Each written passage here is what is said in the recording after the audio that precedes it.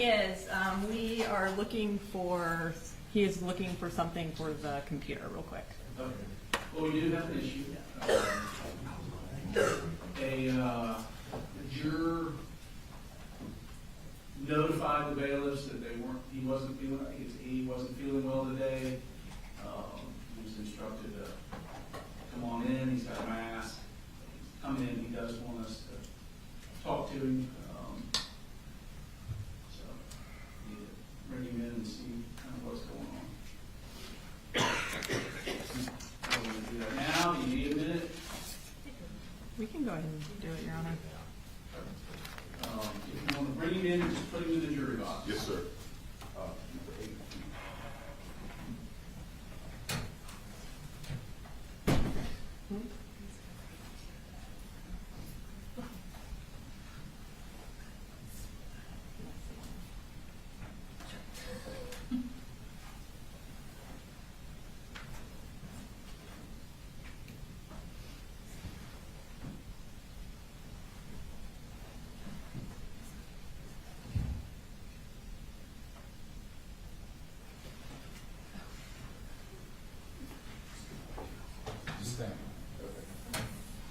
Good morning, sir. So it's been relayed to me that you are not feeling well today. Can you give me some details with that? Just mainly a lot of sinuses and chills and stuff. Chills, aches. Okay. Have you taken your temperature? No.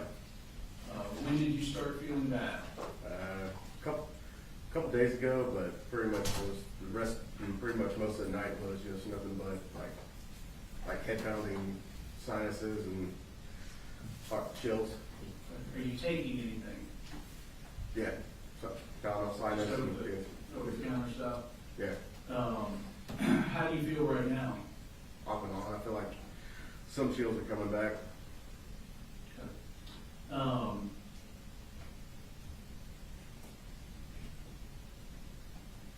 Do you all have questions for him? What are you asking? Are you asking to be removed from the jury? Didn't know if either removed or I don't know if I can do it like virtually or anything like that. I don't know how that works. I know it's done before, but just don't feel like I should be around others. All right. And I don't, obviously from your selection, recall your situation. Are others in your home sick or No, just me. questions, Mr. Brooks? I don't have any questions. I didn't know if y'all wanted to take his temperature. If he's having chills, he probably does have a fever, but. Questions in the defense? Good morning. Morning. If you've got a little bit of time to go to the doctor and get some medication for it, do you think you'd be able to resume? I could if I could get rid of those chills, but I don't think I'd want to do chills in the middle of the jury box. Okay. Main thing. I mean, it's the worst thing I've ever felt, and I don't usually get sinuses like that. Or they said more like flu-like symptoms. Mm-hmm. Well, it sounds like you probably need to go to one of the doc in the box or something like that, maybe. Maybe. Okay, just get some medication for it. I've already been taking sinus medicine and stuff like that, as well as antibiotic or. Okay. Well, let me do this. Is anyone in force where you guys? We don't have a thermometer at the front door where they used to take temperatures. I imagine there is one around. I may have already broken a little bit because I've got sweats a little bit right now, but it's like a thing that comes and goes, so maybe like an hour later it'd be right back.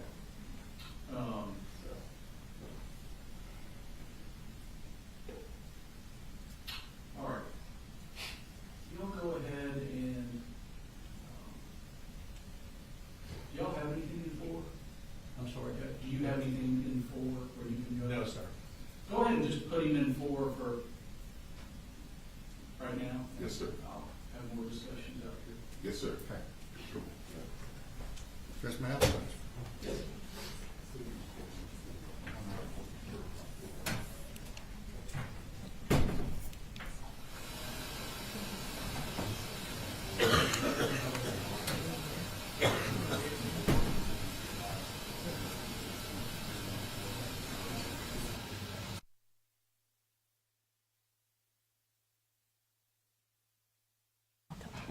Hey Terry, Yes. we put little signs. No, I'm sorry. It's okay, okay, we're just gonna do it again. I'm It's sorry. okay, it's okay. That's what we can get. I didn't know. I seen them. I said, Right. my It's God. on very well. Can you all go ahead and inquire, Okay, what do they have in the way of a thermometer? so I can just have them.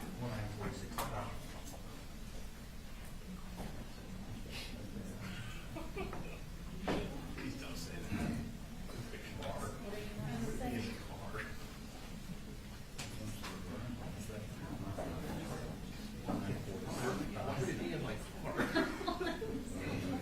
So many questions.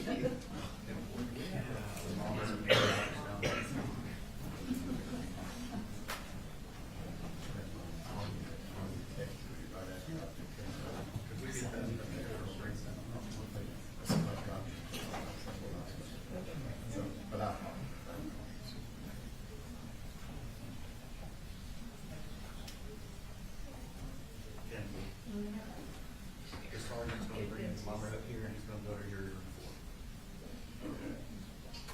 Who is? the sergeant, Sergeant Murray. Thank you.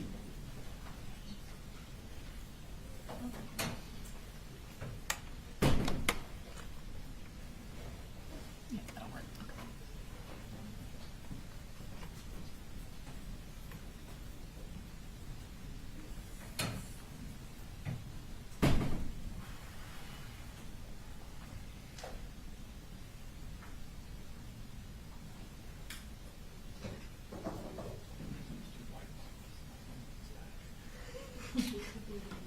You're behind that there.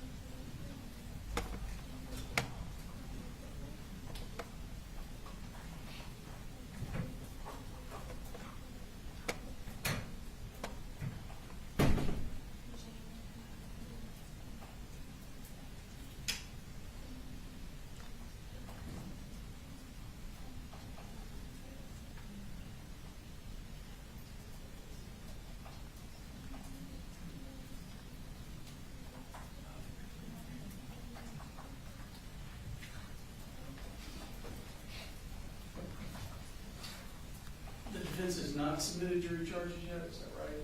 Or hadn't? We have not, there is a pattern, or not a non-pattern charge Mr. Berry is preparing for me now, and then I'm gonna email that as soon as, I will finish it while the first witness.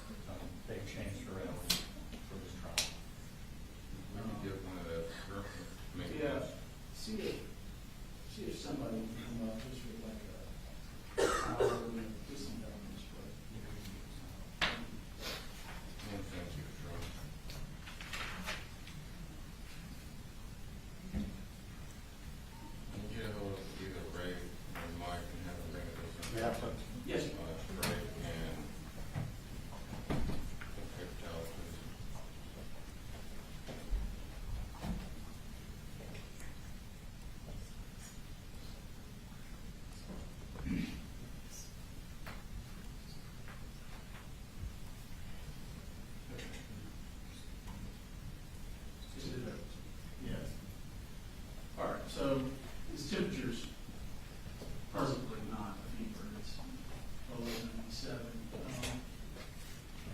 I don't remember those thermometers being super accurate, but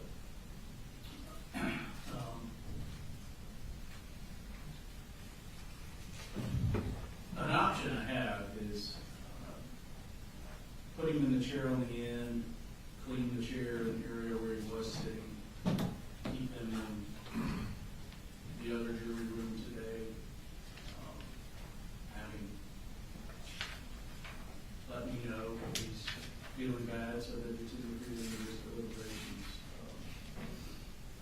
The only other real viable option as I see is to release him. What are y'all's thoughts? I would start with the first option first, Your Honor, before releasing. I think probably so. We'll give up our jury room for him and just kind of monitor. You can sit him on the end over there. away It from sounds like a the- great idea. I hate to tell him, I've been feeling the same damn way for 2 weeks, so. Yeah. All right, thank you.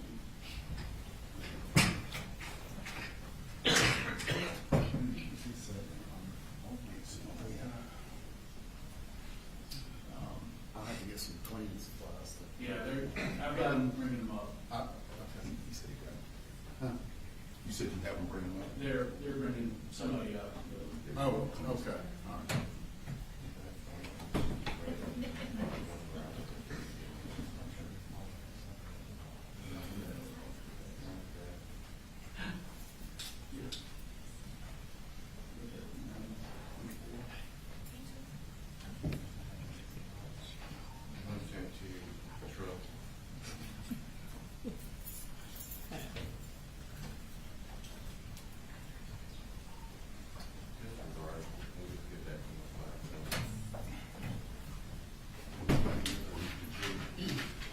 Brief the jury. I'll do it in a minute. Just let me type.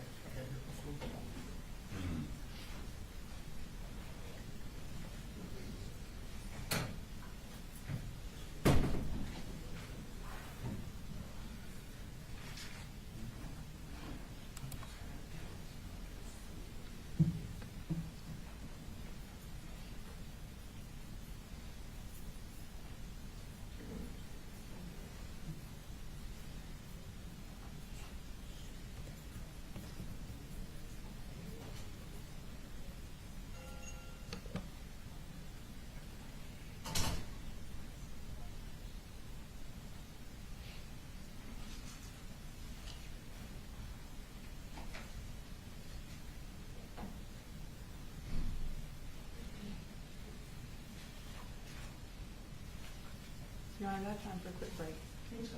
Thank you.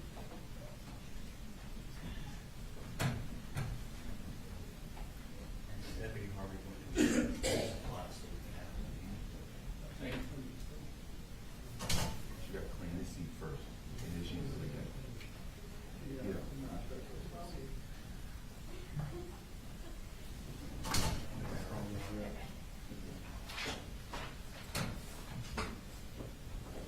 Sorry about that. If you don't mind, you can just wipe off his chair, the arms, and then the railing and stuff around where he sits.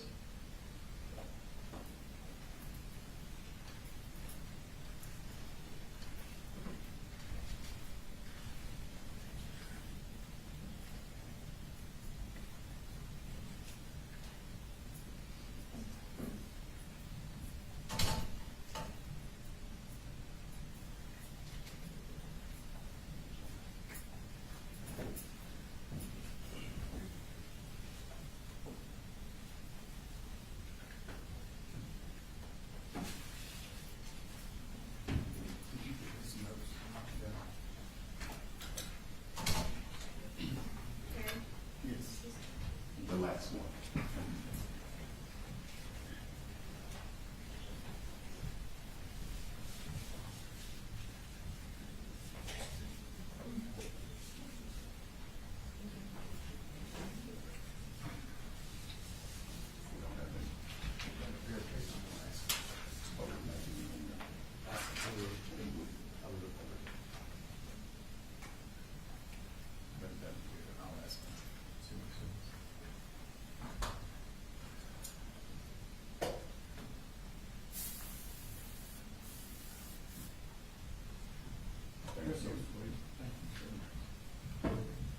Thank you. What we're going to do is, we're gonna bring the jury in a minute, and then when they're in here, if you don't mind, can you just wipe down or disinfect their jury room? Thank you, ma'am. I'll go into the jury room.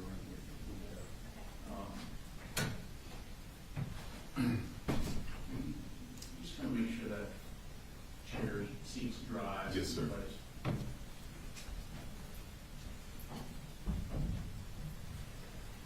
We'll put 49 sat here, we'll put 49 down there. Or everybody can just slide in wherever they want to do. Okay.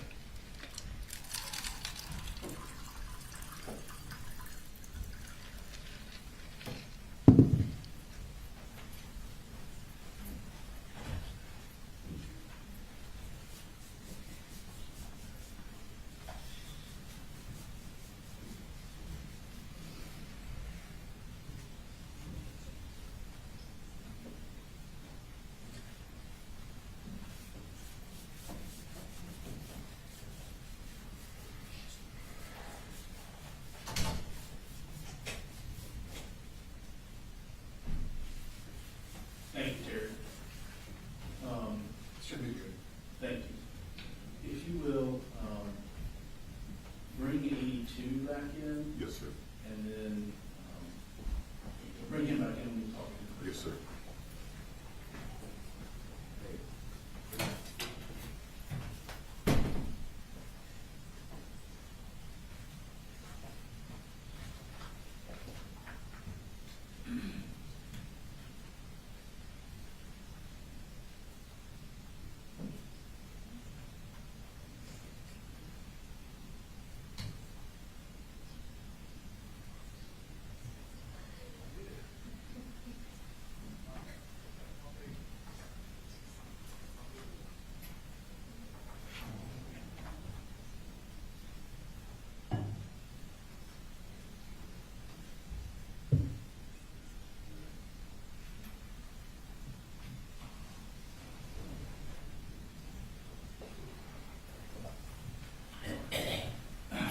You can just stand there, you're good.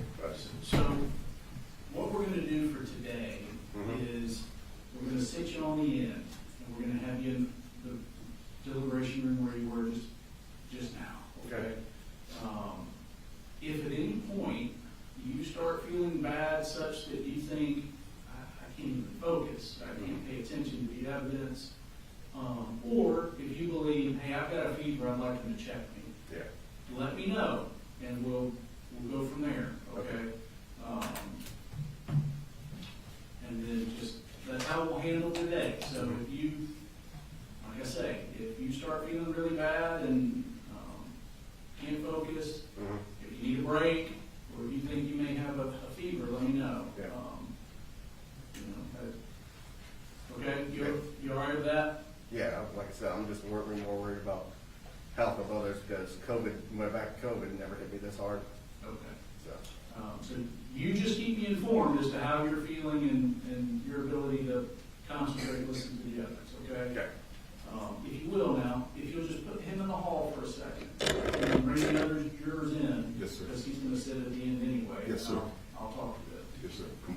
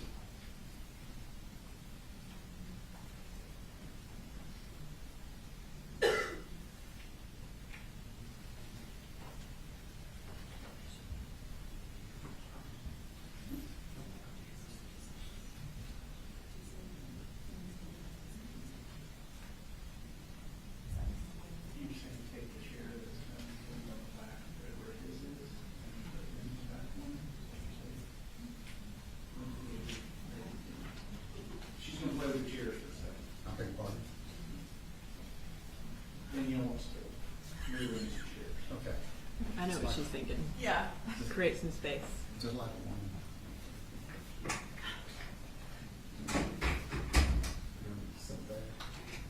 Like that. So he's not sitting near anybody. I was gonna do that. I'll claim credit for her idea.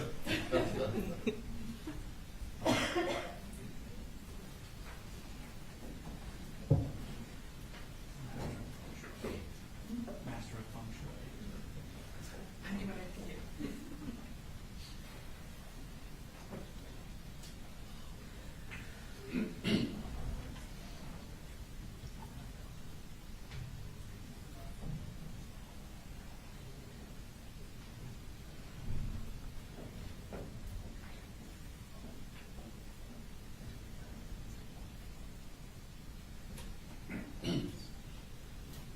Ready, sir?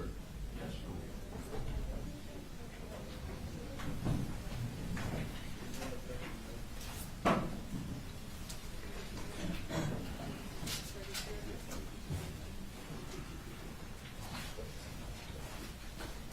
We're You gonna, go up. we're gonna put 82 in that chair, ma'am, so if you don't mind moving to the back row.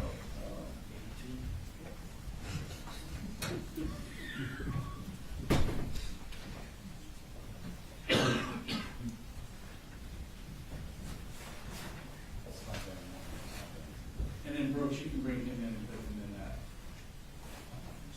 new chair. She moved, oh, okay. You can put him in that chair. Good morning. Good morning.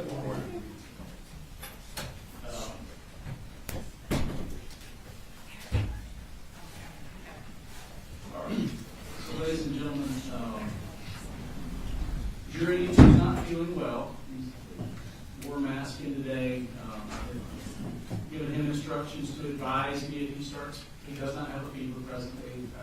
Giving instructions if he starts feeling worse as the day goes on. We're going to keep him in another jury room during lunch and during breaks to just go ahead and isolate things today. We disinfected while y'all were still in there. We disinfected the area where he was sitting and the railing there. They're going in to go ahead and disinfect your jury room presently, just so you're aware. Okay. Anybody have any questions or concerns? All right. Thank you. All right. State calls next witness. The state calls investigator Ashley Gilliland.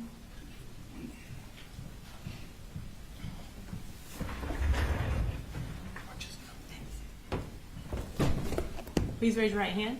Do you swear to tell the truth, the whole truth, and nothing but the truth to help you God? I do. Go ahead and introduce yourself to the jury and then spell your last name for the court reporter. Yes, my name is Ashley Gilland, ASHLEY, GILLELAND. And where are you employed? I work for the Barrow County District Attorney's Office. And how long have you worked for the Barrow County District Attorney's Office? A little over 6 years. What are your job responsibilities at the Barrow County DA's office? So I'm a post-certified investigator. My role is essentially when the cases come into our office to help prepare them for court hearings and or trials.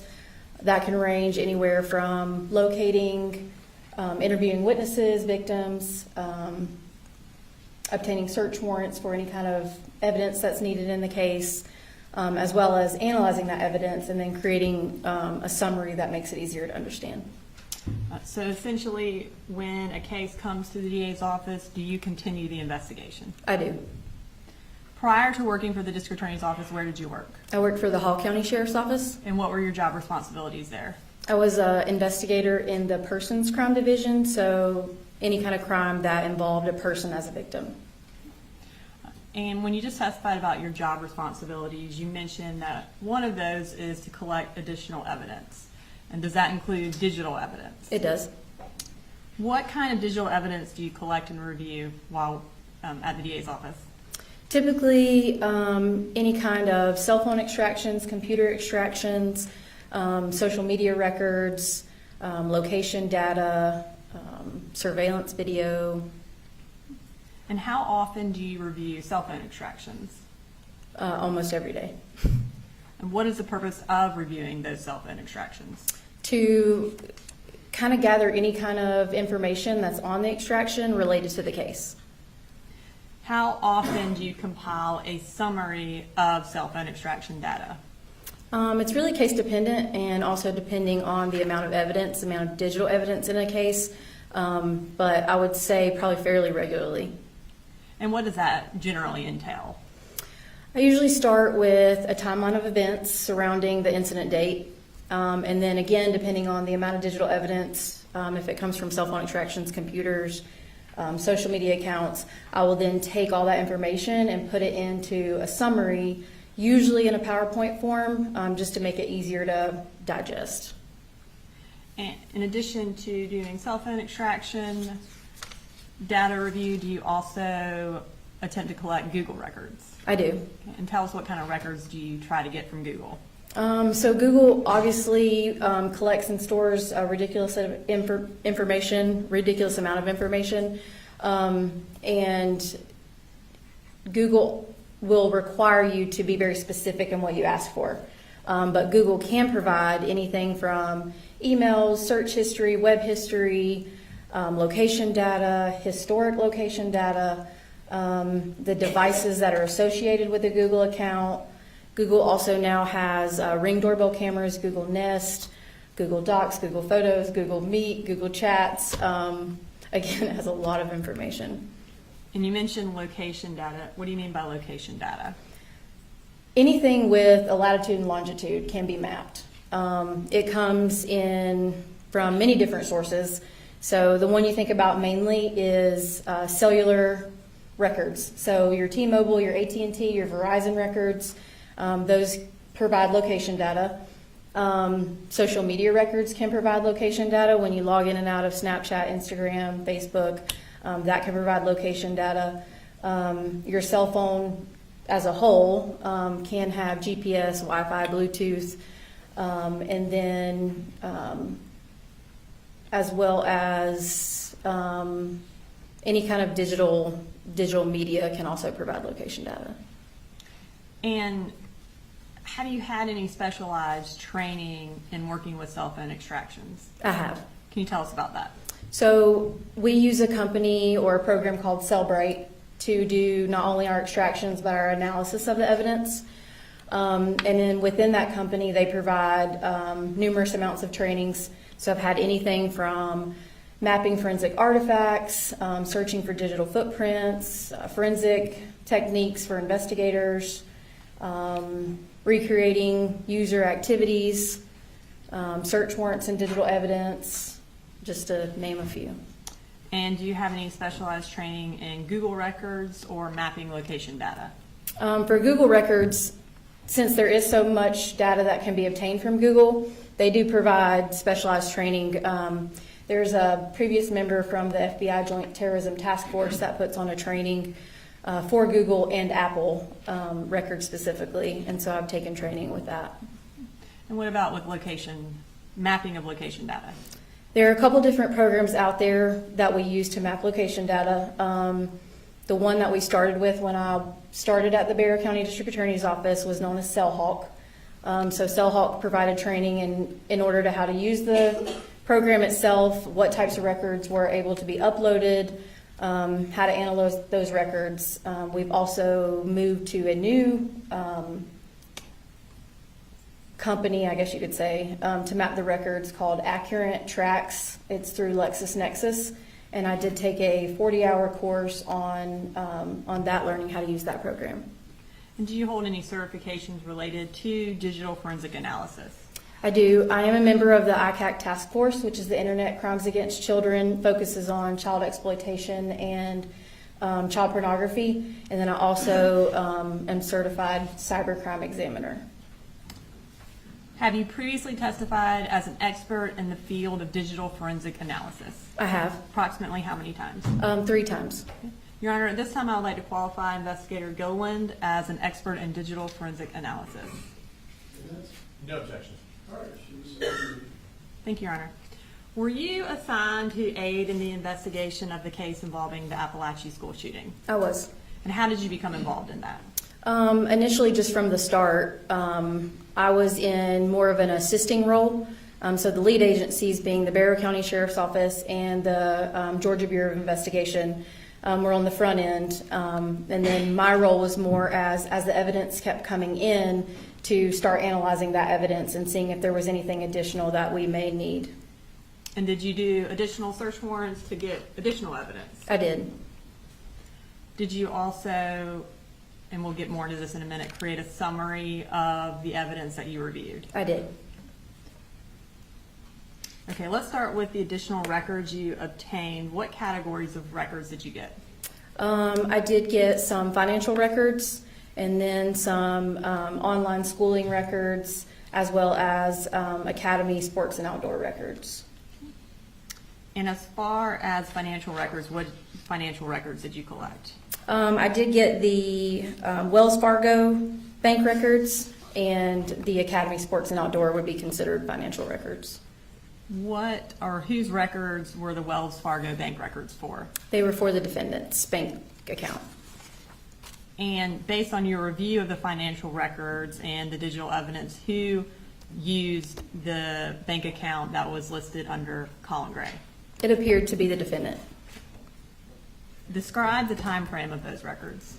We requested the time frame from November of 2022 until the incident date in September of 2024.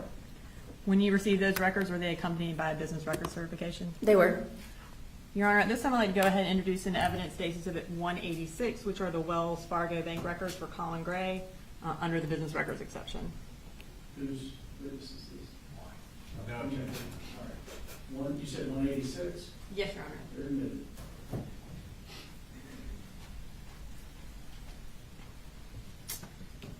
Okay, so I am going to pull up that record and, or not the entirety, but just kind of explain, how do we know this is Colin Gray's record?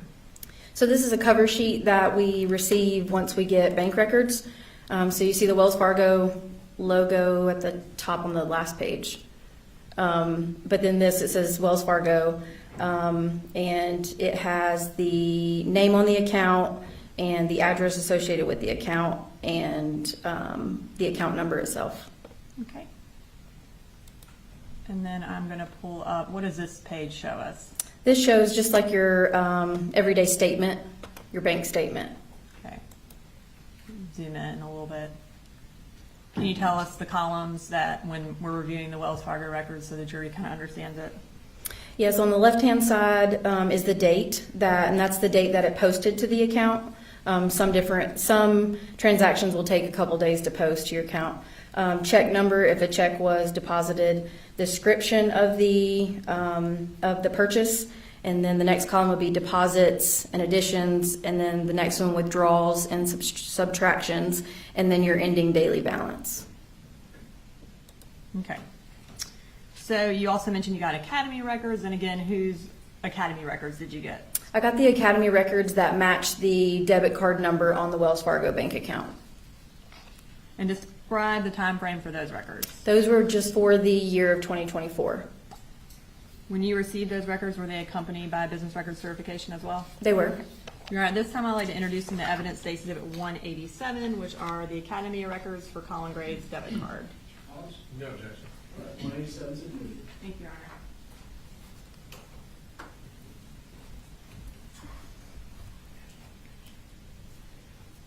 Okay. And then were other financial records obtained by another investigator in the DA's office? Yes, ma'am. And what were those? Those were Amazon records And whose Amazon records were those for? for the defendant's account. Okay. And I'm going to actually, we're going to go through Academy and Amazon real quick to kind of orient the jury. Tell us, these are what kind of records? These are from Academy Sports and Outdoor.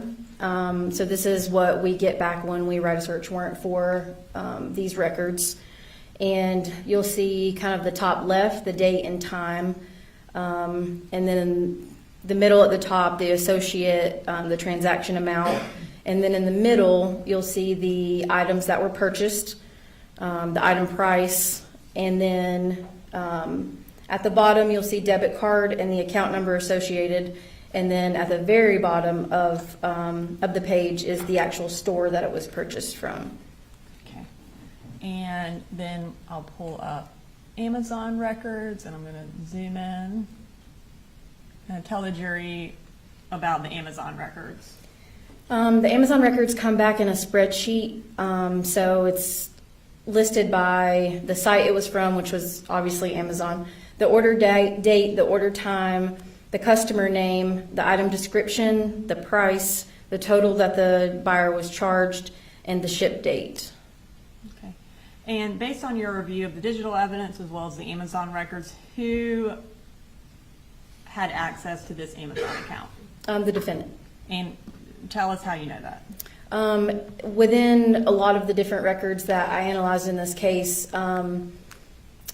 Colt Gray, the son of the defendant, would request the defendant to purchase items from Amazon. So he would send through text messages, will you buy this, that sort of thing.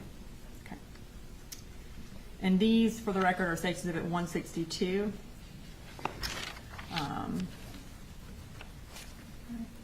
So did you also obtain some Google records? I did. Okay, and whose Google records did you obtain? In this case, I obtained the defendant's as well as Marcy Gray's. And what records, particular in the Google, were relevant to this case?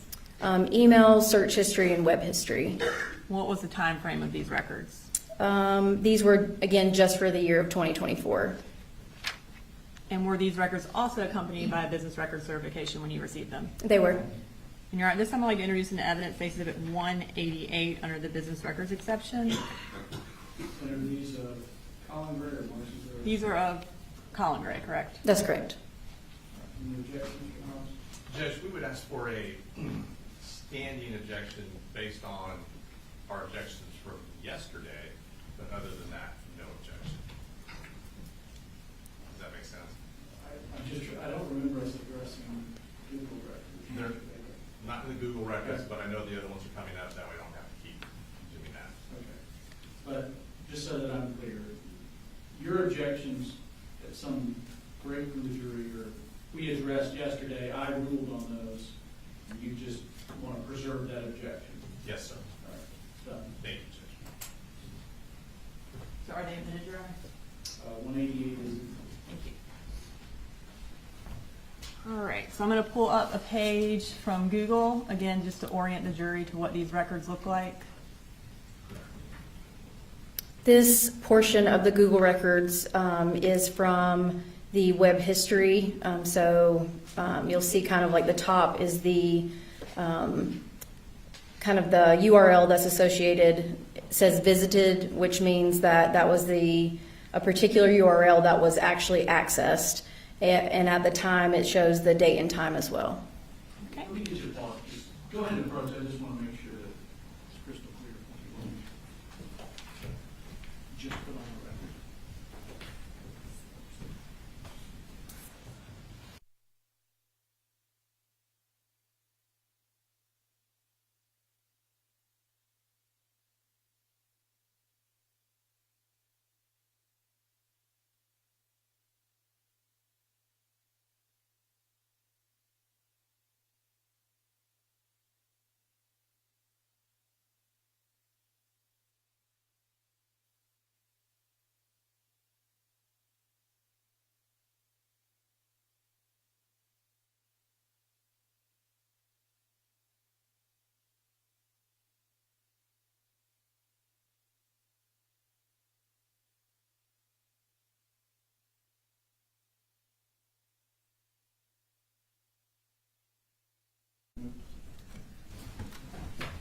All right, go ahead, Mr. President. Thank you, Your Honor. All right, so I believe the last set of records you obtained were additional online school records. Is that correct? That's correct. And what was the purpose of getting those records? There was a statement made in the evidence that I reviewed where the defendant had signed or enrolled his son in online schooling. Okay. And what schools did you attempt to get records from? I believe it was Georgia Connections and Georgia Virtual. And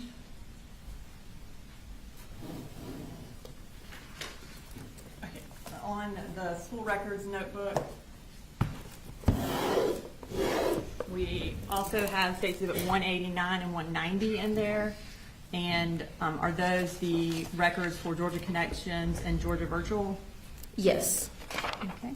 And Your Honor, were they also accompanied by a business record certification? They were. All right, this time I would introduce into evidence State Exhibit 189 and 190. No objection. All right, And we, 188, 190. thank you, Your Honor, and we'll get into these a little more in a little bit, but just generally, was Colt ever enrolled in either of those schools? No. Okay. And did another investigator get the other public school, online public school records in Georgia? Yes, ma'am. And then was that Georgia Cyber Academy? It was. Okay. And was Colt ever enrolled in that? No, he was not. Okay. All right, so let's move to the summary. You mentioned summarizing digital evidence. In this particular case, what form did that summary take? A PowerPoint presentation. And have you made a list, I guess, in the PowerPoint presentation of the digital evidence and other evidence that we're going to go through in this presentation? I did. Okay, so I'm going to pull up that summary. We're going to start with the first four. And this is essentially so every time we talk about evidence, we don't have to say the exhibit. Is that correct? That's correct. Okay. So are these the four different types of records we just talked about? Wells Fargo Bank records, Academy Sports records, Amazon purchase records, and defendants Google records. Yes, ma'am. Okay. And so those are all in this summary? That's correct. Okay. And then as far as Amazon purchase records,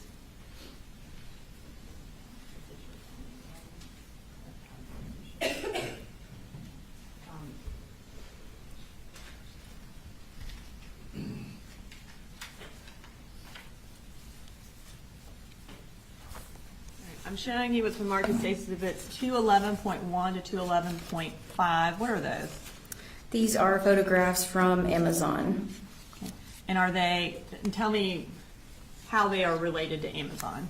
So with the Amazon records, they also produce what's called an Amazon Standard Identification Number, which is kind of like a serial number or like a barcode you see when you're shopping for something at a store.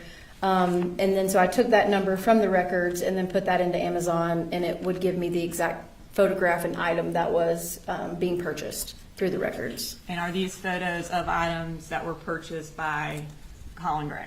Yes, ma'am. Okay, Your Honor, this time I'd like to introduce an evidence State Exhibits 211.1 through 211.5.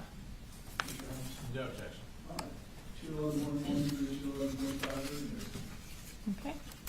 And then the next set of records are the cell phone extractions. What data from the cell phone extractions are in the PowerPoint?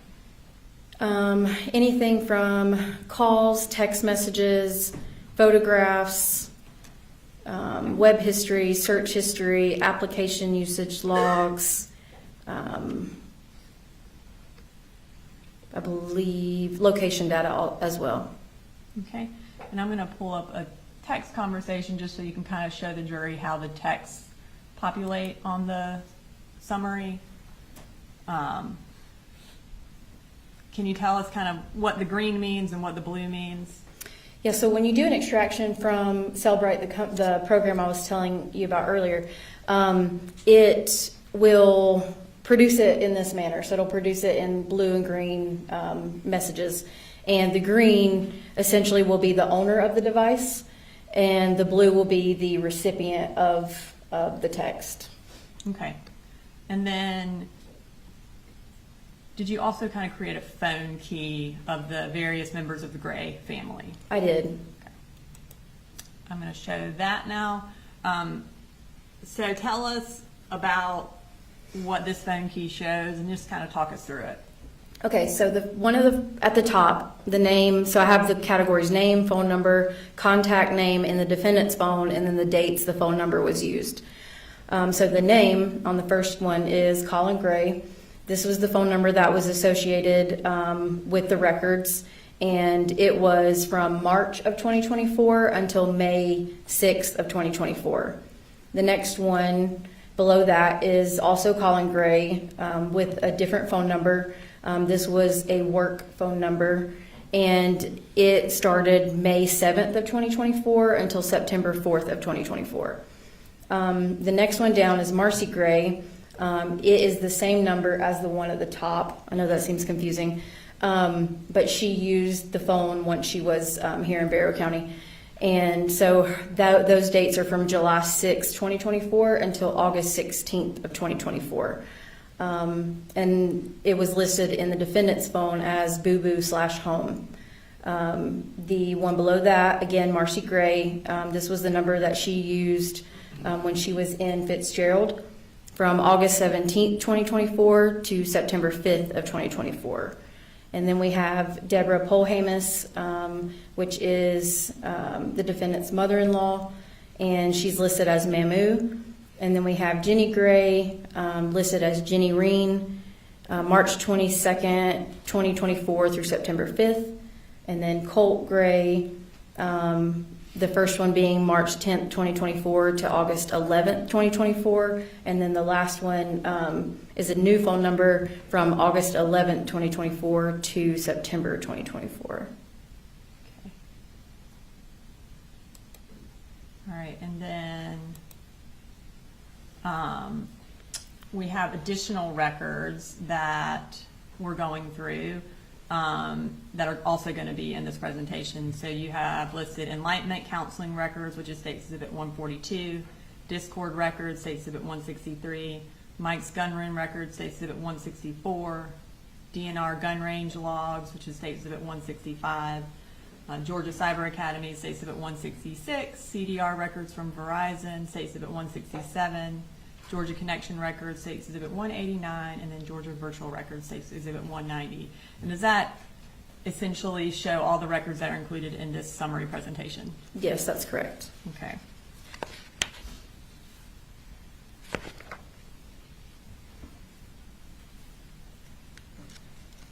All right, so were the records you summarized voluminous? Yes. Okay, and kind of, I guess to illustrate for the jury how much information is in each cell phone extraction, can you kind of give us an illustration? So there's a lot of information in each of the cell phone extractions, as you said. For example, one phone extraction, if we were to print it out, in this case, was a little over 39,000 pages. So just for like I guess a visual, the 3-ring binders that we have up here, this one's the largest one, which is 3 inches, and it holds approximately 500 pages. So if we were to print out one phone extraction, it would be about 78 binders. So a lot of information. So is that essentially impossible to print out everything? Without killing a bunch of trees, yes. Yeah. Okay. And so because of the voluminous amount of this information, will a summary of this information assist the jury? Yes. Okay. And how is the PowerPoint organized? It's chronologically by date. Okay. And kind of tell us how the jury can see what date we're talking about. I mean, obviously we'll say it, but just if they need to reorient themselves to the date. Yes, on each slide, in the top left-hand corner will be a blue circle, and that will be the date that we're talking about. So if we're talking for a long time and a date's not being remembered, then it's on the top left-hand corner of the PowerPoint. Okay. And the PowerPoint that you have created, is it digitally on this hard drive? It is. Your Honor, at this time I'd like to introduce into evidence State Exhibit 191 as a summary of the evidence. No objection. All right, 191's admitted. Okay, so let's, before we present the PowerPoint, I want to go through some basic kind of background information. What's the time frame for the PowerPoint presentation? Overall, I started with November of 2023, and that was because this was the first month in which the defendant had custody of all 3 of his children. Okay. And then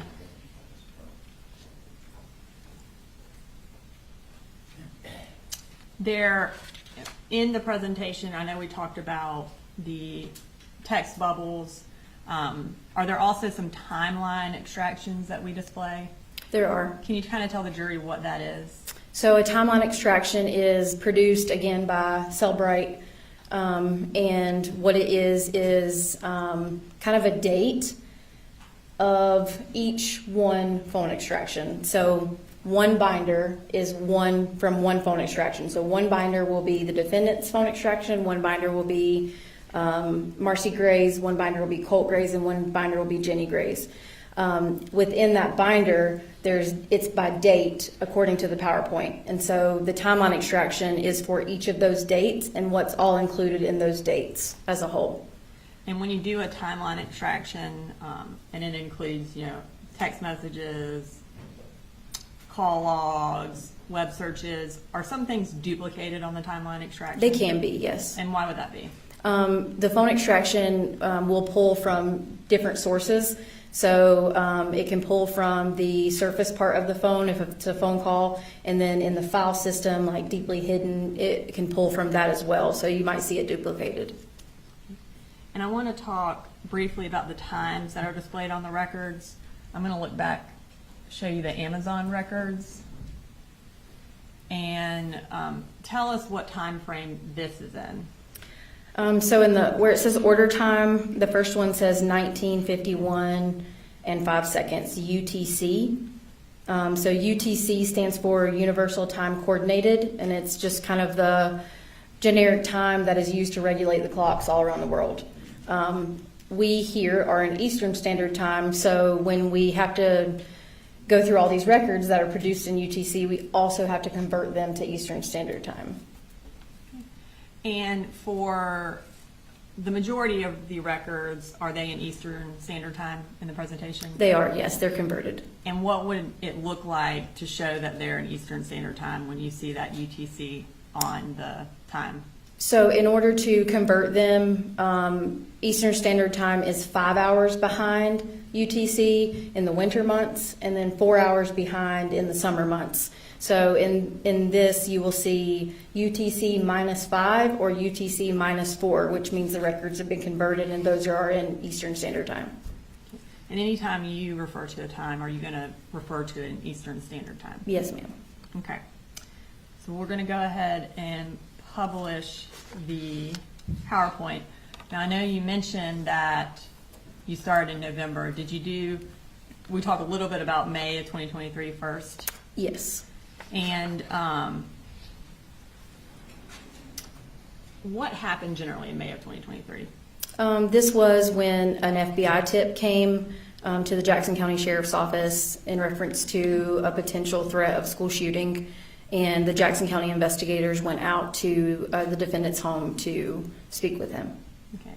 Now, based on the phone key that we just saw, is it accurate that we don't have any phone extraction data from this time frame? That's correct. Okay. So we can't see any text messages or phone calls that were happening around this time? That's correct. Okay. During your review, did you find a text message related to this investigation? I did. Okay. I'm going to go ahead and show that. And who is this text from and to, and tell me the time of the text. So this is from it's the number ending in 8572. It says me, which is the owner of the phone, which would be Marcy Gray at this time.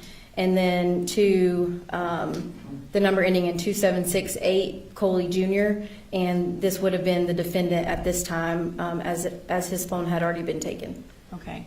And what did Marcy say to the defendant? What the heck is this? I keep reading that the FBI investigated Colt last May about making online threats about a school shooting. It says they talked to you too. And this was September 5th at 12:12 p.m. Okay. And the attachment, I'll pull that up, but what generally is that? An article, a news article. Or the FBI tip. okay. And that was released around this time? It was. Okay. And and you've reviewed the statements from the defendant as well in preparing your summary presentation? I have. Investigator Smith interview with the defendant was around 3:30 on September 5th. Was this sent to him before that interview? It was. Okay. All right, so we are now moving to November of 2023. Tell us what's important or relevant from this month. This is when the purchase of the 6R rifle And that was used- Oh, sorry, yeah. that was used in the shooting of at Appalachia. Okay. And I will pull up these records, and again, which records are these? These are the Wells Fargo bank records from the defendant's account. Okay, and I'm going to pull up November 13th, one of the transactions on the defendant's Wells Fargo records. Can you tell me what that transaction is? It's a purchase authorized on November 11th from Mike's Gun Room in Winder for $350. Okay. And what is Mike's Gun Room? It's just a local gun shop here in Winder that sells firearms, ammunition, and firearms-related accessories. And what kind of records do they keep? They keep the records when a firearm is purchased, and that's a form that's used by the Alcohol, Tobacco, and Firearms Bureau. So if something other than a firearm is purchased, do they have any records to that effect? They do not. Okay. And so for November 13th, that was authorized on November 11th, do we know specifically what was purchased? We do not. On this date? Is $350, would that be consistent with the down payment of a 6-hour rifle? It could be, yes. Okay. Now moving to our next transaction from November 17th, tell us what that shows us. This is a purchase authorized November 17th from Mike's Gun Room in Winder for $559.50. And then is the total between $559 and $350, would that be consistent with the price of a 6-hour rifle? Yes. Now, were you able to obtain information about what was purchased on November 17th? Yes. And what did you obtain? This also included the form that I spoke about from the ATF, which is a legal record when you transfer a firearm. Okay.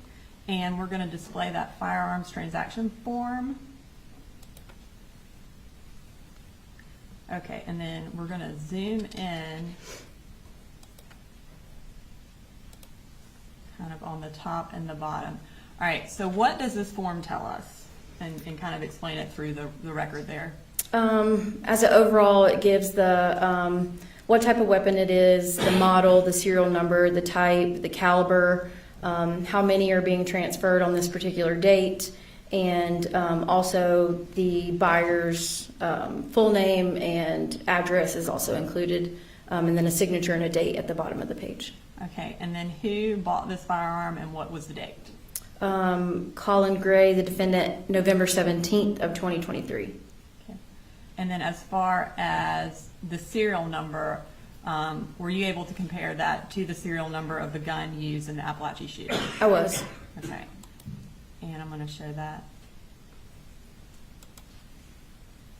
Okay.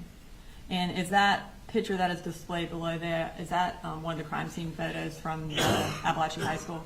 It is. Okay, and what evidence number is that? 111.141. Okay. And when you're looking at the serial number on the gun that was obtained from Appalachia, as well as the one from the financial transaction or the firearms transaction record, are they the same? They are the same. Okay.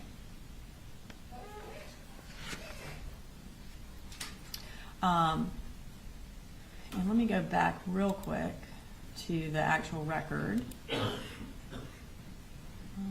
So this has a address on it of 954 Rivermouth Circle. Based on your review of the evidence, where was the defendant living on November 17th of 2023? At 896 Harrison Mill in Bethlehem.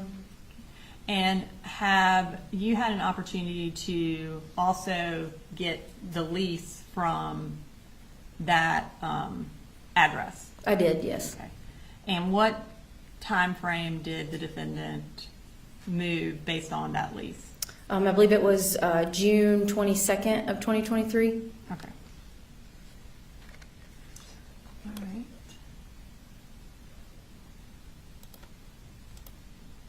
So we are going to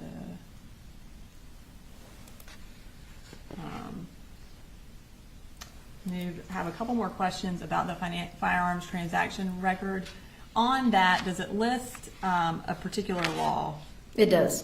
And what law is that? It's the Gun Control Act. And what is the Gun Control Act? What type of law is that? It just regulates who can purchase a firearm based on different things. And what age do you have to be under the Gun Control Act to purchase a firearm? For rifles, it's 18 years old, and for handguns, it's 21 years old. And what age do you have to be to purchase ammunition? It's the same for ammunition, 18 for rifles and 21 for handguns. And under that same act, are you allowed to purchase a firearm for someone else, or do you have to purchase it for yourself? You have to purchase it for yourself. And was that one of the questions that was listed on this form? It is on this page 21A, and it's checked yes. Okay, and does that mean it was indicating that Mr. Gray purchased it for himself? That's correct. Okay. All right.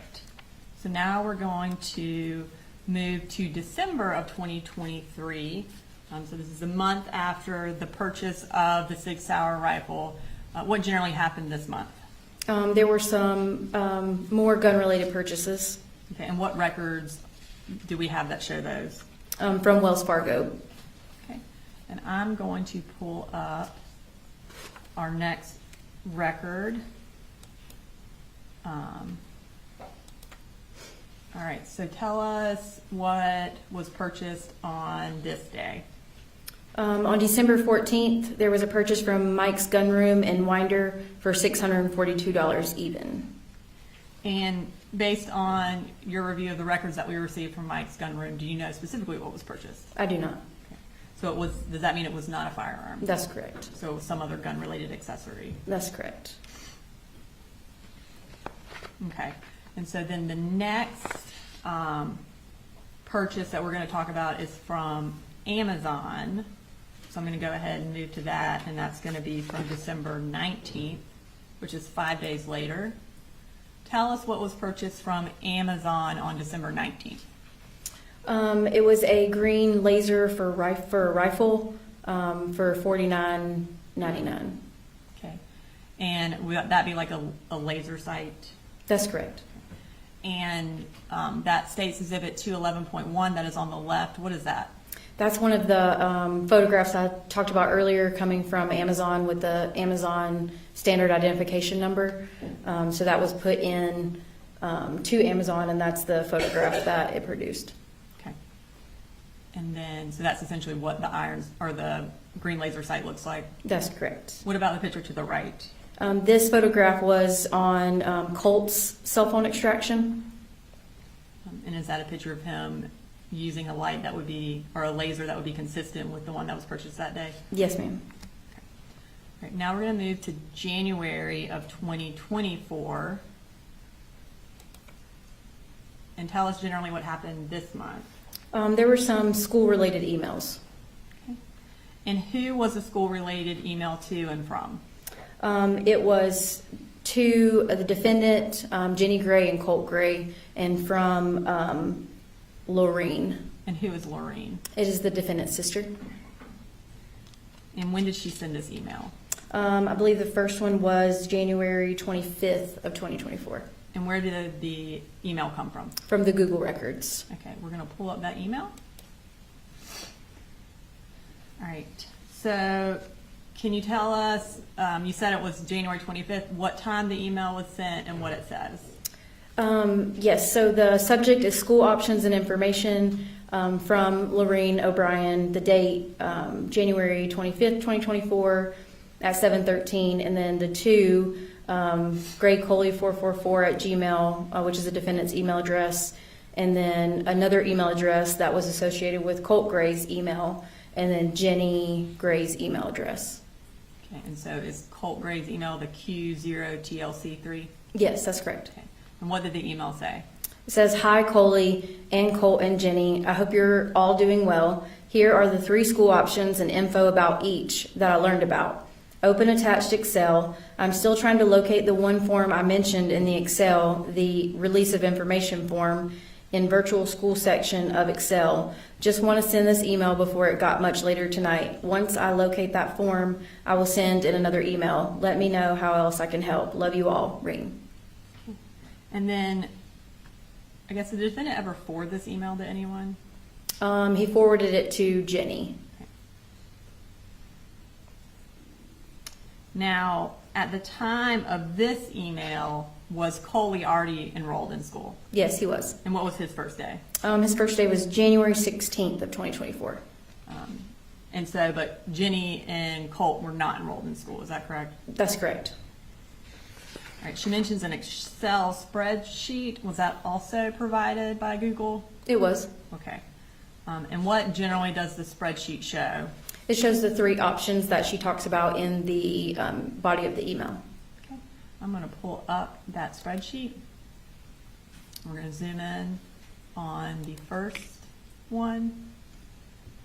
Okay, so what is the first option? The first option is attend regular in-person school. And does it tell the defendant who to contact? It does. It says register Colt and Jenny, and then contact Michelle Principe, which is the registrar at Heyman Morris, with her email and phone number and fax number. Okay.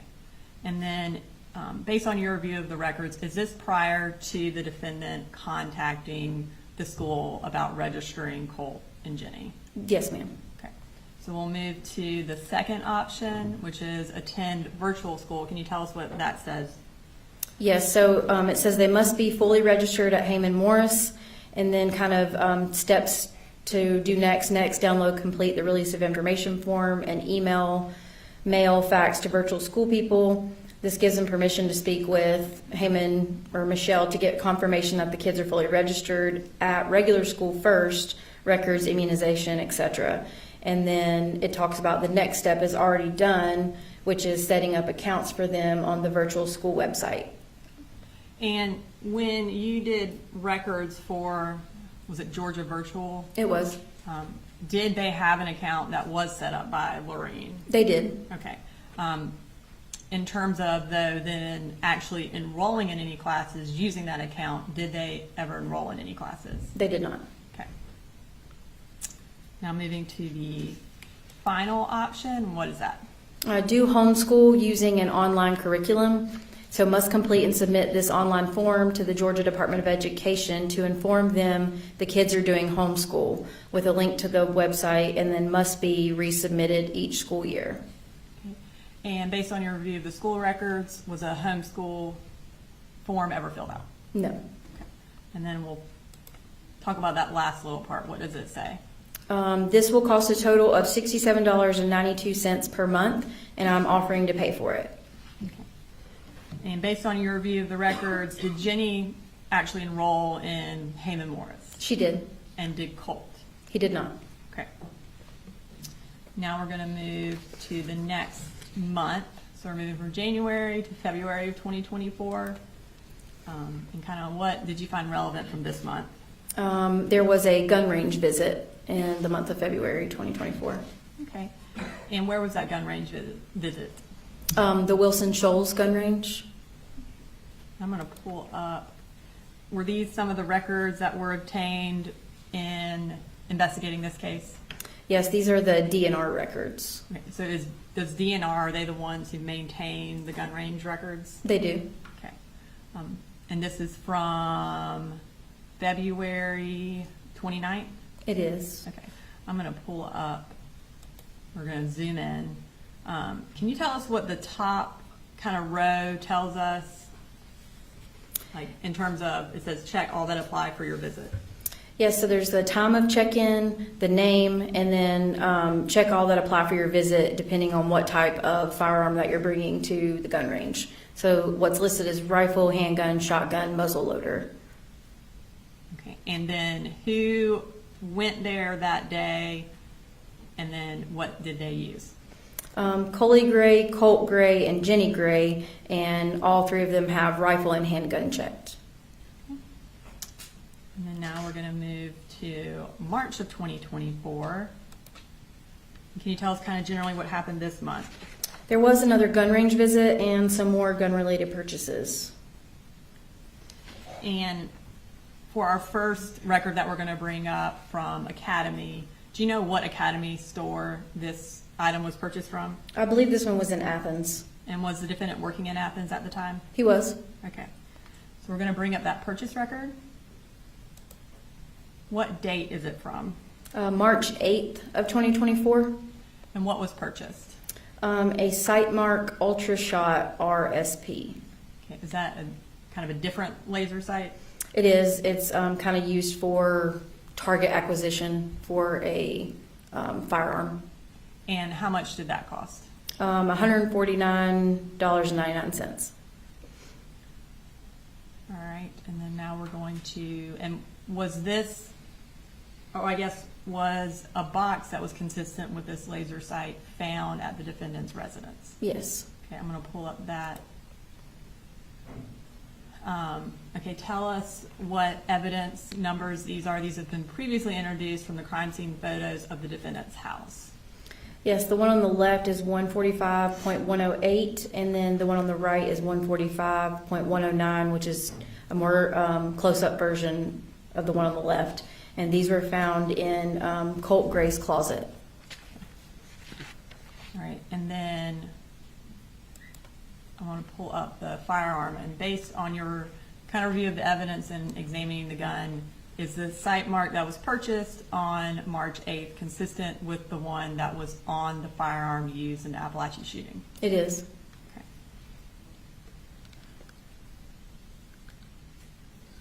And what did the defendant purchase next? There was another purchase from Academy Sports on March 28th. Okay, and we'll bring up that record. And what was purchased that day? This is a XTS 1-point bungee sling. And what is a bungee sling? It's just used for a rifle to have a better point of contact. And was a bungee sling consistent with this type of sling found in the defendant's residence? Yes. Okay. I'm going to pull up a picture, another picture from the search warrant. Where was that found? This was also found in Colt's closet. Okay.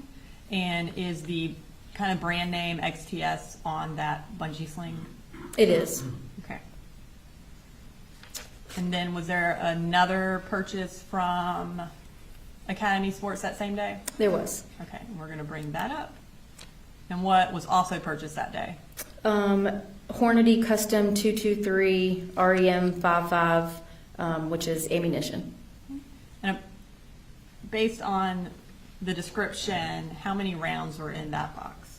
I believe it's a 20-round box. And is 223 ammunition, is that able to be used in the 6-hour rifle? Yes. Okay. All right, so now we're going to move to the next day, which would be March 29th. Can you tell us what happened on March 29th? Yes, there was another gun range visit, and this was on Jenny's cell phone extraction. And where, based on the pictures, where was this gun range? It appears to be Wilson Shoals gun range. Was there a record of it? There was not. Okay. And the firearm that Colt is using in that picture, is that consistent with the 6-hour that was used in the shooting? Yes, it is. Okay. And is that a photo of that firearm? It is. Okay. March 29th, what day of the week was that? It was a Friday. And was school in session? It was. And then, so was this during, I guess, based on the pictures, was this during the day? It did appear so. During the school day? Yes. Going back to the previous visit, which was what, February 29th? It was the 29th. Was that, what day of the week was that? It was also a Friday. And was that school also in session that It day? was. And did they go during the school day? They did. I believe the time was 10:25 a.m. on that record. All right. So next, we're going to move to March 30th. Did something happen that day? There was a text message. And we're going to pull up that text message. And can you tell us who the text message was from and who it was to? It's from the defendant, and it's sent to Jenny. Okay, and what time was that text message sent? It's at 8:49 p.m. And what does the text message say? Asking for you to please keep this private between you and me. What is going on with Colt? I can't tell what he's saying, but I can tell it's not good. I will not say anything, I promise. And so again, this is the day after the gun range visit. That's correct. Okay. All right, now we're going to move to April of 2024. And tell us what generally happened this day. There were some more gun-related purchases, and then some evidence suggesting Colt's behavior. Okay. So the first day we're going to talk about is April 1st. What generally happened that day? This was when Colt's grandmother took him shopping. And do you know where they went shopping based on the pictures? To Academy. Okay. I'm going to show you, bring up a text. Okay, who is this text to? It's to the defendant from Jenny. And what time was the text sent? It was 12:41 p.m. All right, and I'm going to pull up. Is that the picture that was attached? It is. And who are those people? That is Colt Gray on the left and Deborah Polhamus on the right. All right, and then we're going to zoom in to what Colt is holding. And what is he holding? There are 4 packages in his hand. All are magazines. And based on your review of the crime scene photos and the evidence, was one of those magazines found at Appalachia on September 4th? Yes. Okay, and I'm going to pull up a picture from the crime scene photos, 111.131. Is that one of the magazines, or is that consistent with one of the magazines that was purchased on April 1st? It's consistent, yes. All right, and then did the defendant respond to these text messages from Jenny? He did. Okay, so I'm going to pull up that response. And what does he say? He says the best at 1:33 p.m. And that makes me so happy.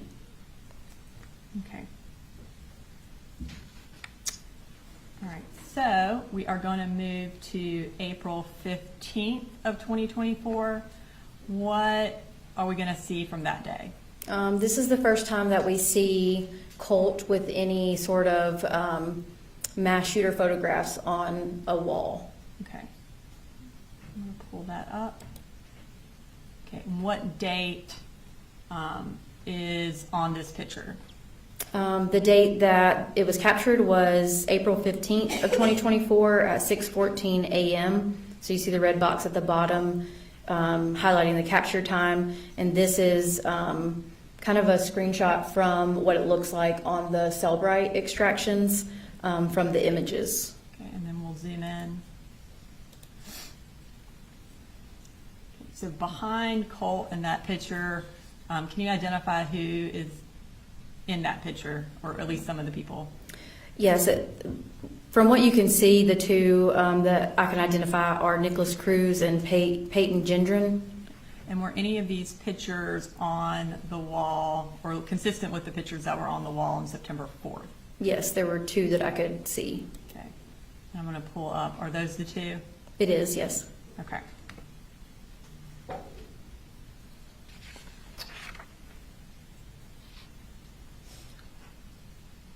Now we're going to move to April 21st of 2024. What happens on that day? There's an email that is between the defendant and Deborah Polhamus. Okay. And where did you find that email? I'm in the Google records. I'm going to pull that email up. Can you tell us the time it was sent and then read it to the jury? The date and time is the 21st of April of 2024 at 1:04 p.m. Hey, I'm sorry the kids asked you again. Me and Coley went to church and I told them not to do that before I left. I told them we were trying to keep the power on and internet. I guess I'm going to just have the cable turned off to save money. That's what the other email I sent you was. Colt is relentless and I'm trying not to have him blow up on me. I have sold both of my guns to pay car insurance and food, but as fast as I get stuff, it's gone. I feel like I'm going to get an offer from the interview I had. Then I have a face-to-face Tuesday, and then Wednesday I'm meeting with Kevin Price in his office and hope to get an offer for that as well. I totally hate that we are having to ask for anything from you, Mama. I asked 2 of my sisters, and it just started a fight, but I'm going to ask again. I don't know what else to do. Okay. And now we're going to move to May of 2024, the next month. Kind of tell us generally what happened this month. There were some more gun-related purchases during this month, as well as search history. Okay. And the first day we talk about is going to be May 3rd. What happened that day? There was a purchase at Elite Pawn. Okay. I'm going to pull up that purchase. So May 3rd, what was the amount of the purchase from Elite Pawn? It was $794.80. And are you familiar with Elite Pawn and jewelry? I am. And what's kind of, and are you familiar with that, like in your capacity as a law enforcement officer? Yes. And what generally is sold there? It is a regular pawn store that has lawn equipment, tools, but it also has a gun store as well. And I'm going to pull up kind of a picture of the storefront. Is that what the storefront looks like? It is. And on the left there, it says the gun room at Elite Pawn. Is that all in the same store? It is. Okay. So it's, you can buy guns and ammunition there, but it still is, you're purchasing it from Elite Pawn. That's correct. Okay. Did you attempt to get records from Elite Pawn? I did. And were you able to obtain any? I was not. And why is that? Shortly after the incident date for this case, Elite Pawn changed ownerships, and with them changing ownerships, they also changed over their systems that they use to keep records. So they didn't have any available for you? They did not. Okay. So next we're going to move to May 10th. And what types of text messages are on May 10th? They are text messages between Jenny and the defendant. Okay. I'm going to pull that up. All right. Tell me what, you said this was between Jenny and the defendant. Kind of take us through these text messages. This is May 10th at 8:17 a.m. Jenny sends to the defendant, now you started things with Colt. And what time was that? At 8:17 a.m. And then she also says, this day fucking sucks. Also 8:17 a.m. Okay. And does the defendant respond to these text messages? He does not. Does anything else happen on May 10th? There is another purchase at Elite Pawn. Okay. And I'm going to pull up that. Zoom in. Okay. How much was that purchase for? $449.34. Okay. So we're going to move from May 10th to May 21st. What happens on May 21st? There is a search for a gun safe. Okay. And who searched for the gun safe? The defendant. Okay.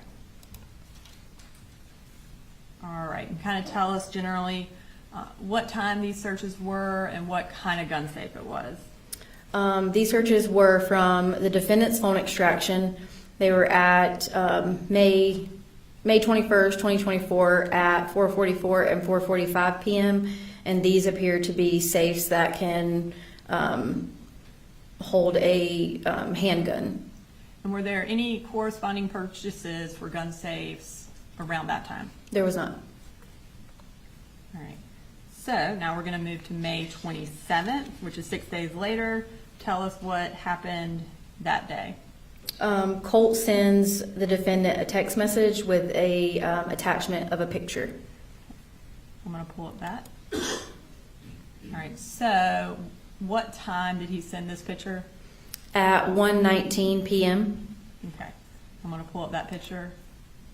And what is that a picture of? It's a picture of Colt holding a firearm with a green laser light pointing at the camera. And based on your review of the crime scene photos, is that furniture in that room consistent with Colt's bedroom? It is. And does the defendant respond to that text message? He does not.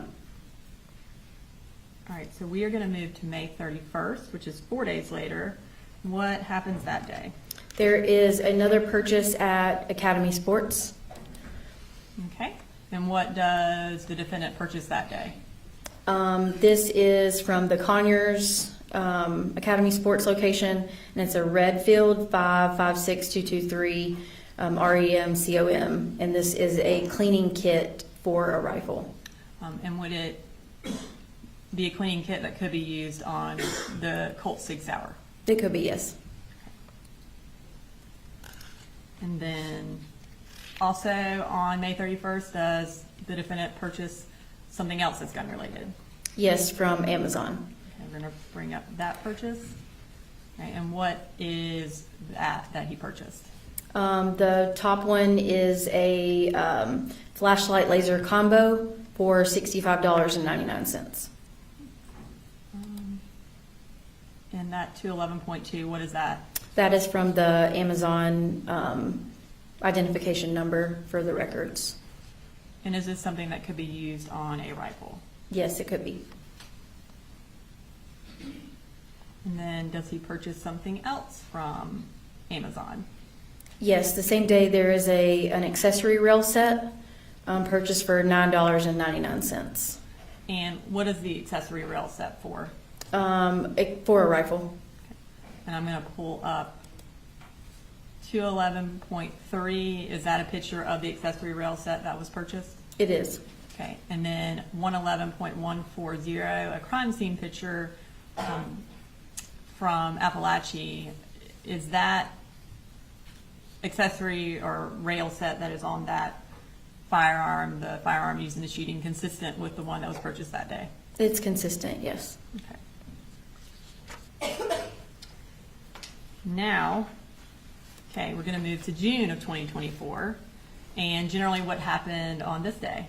There are more gun-related purchases and more evidence of Colt's behavior. Okay. And I misspoke, this month. We have more than one day in this month that we're going to talk about. So the first day is going to be June 1st. And what did the defendant purchase that day? There was an Academy purchase for a bore sight laser for $12.31. Okay. And State Civic 211.4, what does that show? It shows the bore sight laser that was purchased from Amazon. Okay. And then we're going to move to June 6th. Was something purchased that day as well? Yes. And where was it purchased from? This one was from Amazon as well. Okay, and I'm going to pull up that purchase record. What was purchased from Amazon on that day? 45-degree fiber optic iron sights for $27.99. And what are iron sights?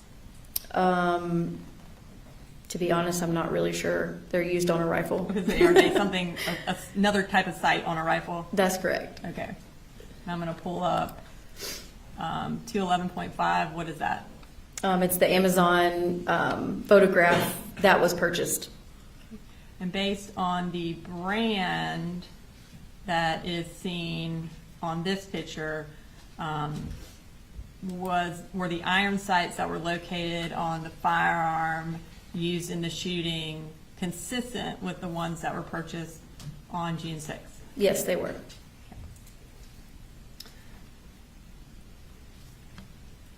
Okay, so next day, we're going to go just move one more day ahead to June 7th. What happened on 6/7? There were text messages. Okay, and I'm going to pull up that first text message. June 7th, what time? This was at 11:57 a.m. And who sent that? It's from the defendant And who did he send it to? to Colt. And what does he say? Okay, hey Bubba, hear what I'm saying right now, okay? And what I'm about to ask is not trying to start anything. Make sure you understand that, okay? Again, from the defendant at 12:04. Okay, question I have is this. Did you tell Mahmoud that you had the screwdriver in your hand for self-defense? Please tell me the truth, because we both know I wasn't even looking at you when you threw it at me. Okay. Does something else happen on June 7th? Yes. Okay, and what is that? There's another purchase at Academy Sports. All right, I'm going to pull up that purchase record. What time was this purchase? This was at 3:41 p.m. on June 7th. And was that after the text message about throwing the screwdriver? Yes. Okay. And what was purchased that day? The first one that's highlighted is BC 17.25 round SNC 5-pack, and for $19.99. Okay, and I'm going to pull up a crime scene photo from the defendant's house, 145.112. What specifically is that was purchased? A pack of targets. And are these targets that were found at the defendant's house consistent with the ones that were purchased that day? They are And where were they found in the house? in Colt's closet. All right. And then, was there another purchase at Academy that day? There was All right, let's bring that up. And what was purchased? Lake City, Winchester, USA, which is ammunition. Okay. And how much was that for? $119.99. So based on the amount and based on the description, approximately how many rounds were in that pack? This was a 200 round pack. And the Lake City Winchester, were those the type of rounds or type of ammunition that were used in the Appalachia school shooting? Yes. Okay.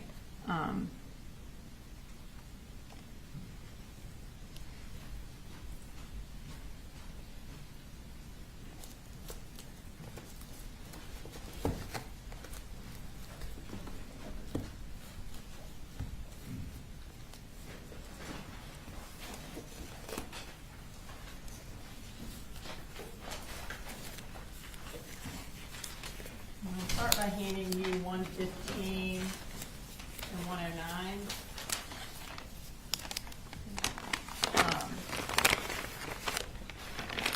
Can you kind of let the jury know again what those are? 109 is 223 cartridge cases from room 2.152 from Appalachia High School. And cartridge cases, are those essentially, in layman's terms, spent rounds? It is, yes. Okay. And then 115 is 18 223 cartridge cases, Lake City, Winchester, from the hallway of J floor and room 2.152. And so based on this purchase, the Lake City Winchester rounds, are they consistent with the rounds that were actually fired, the spent rounds that were recovered in those evidence bags? They are. Okay, and now I'm going to show you 124 and 123.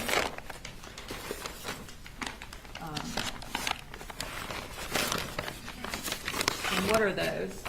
123 is one black colored 5.56 gun magazine and 17 Winchester 223 cartridges from the magazine on J floor, hallway J at Appalachia. And then 124 is a black and colored 5.56 gun magazine, 15 Lake City cartridge casings from magazine, or cartridges from magazine, sorry, and 15 Lake City cartridges from magazine, also from the hallway J floor from Appalachia.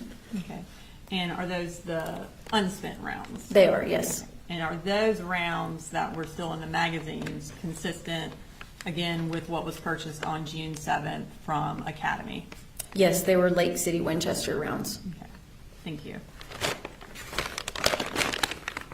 Ms. Brooks, you should pause. We're gonna take a morning break, we've been in here since 9.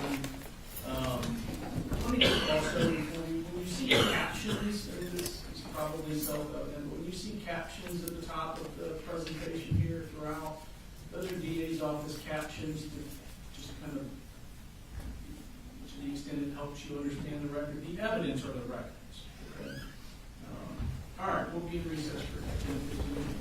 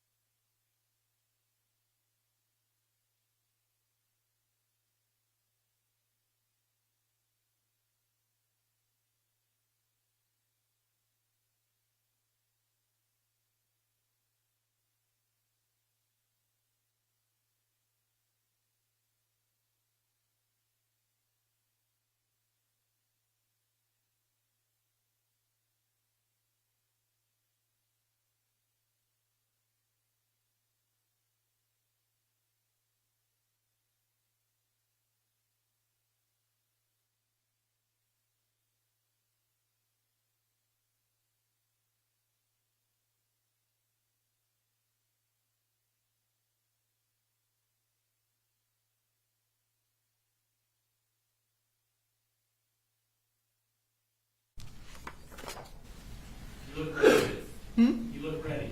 I'm ready. Bring them back in.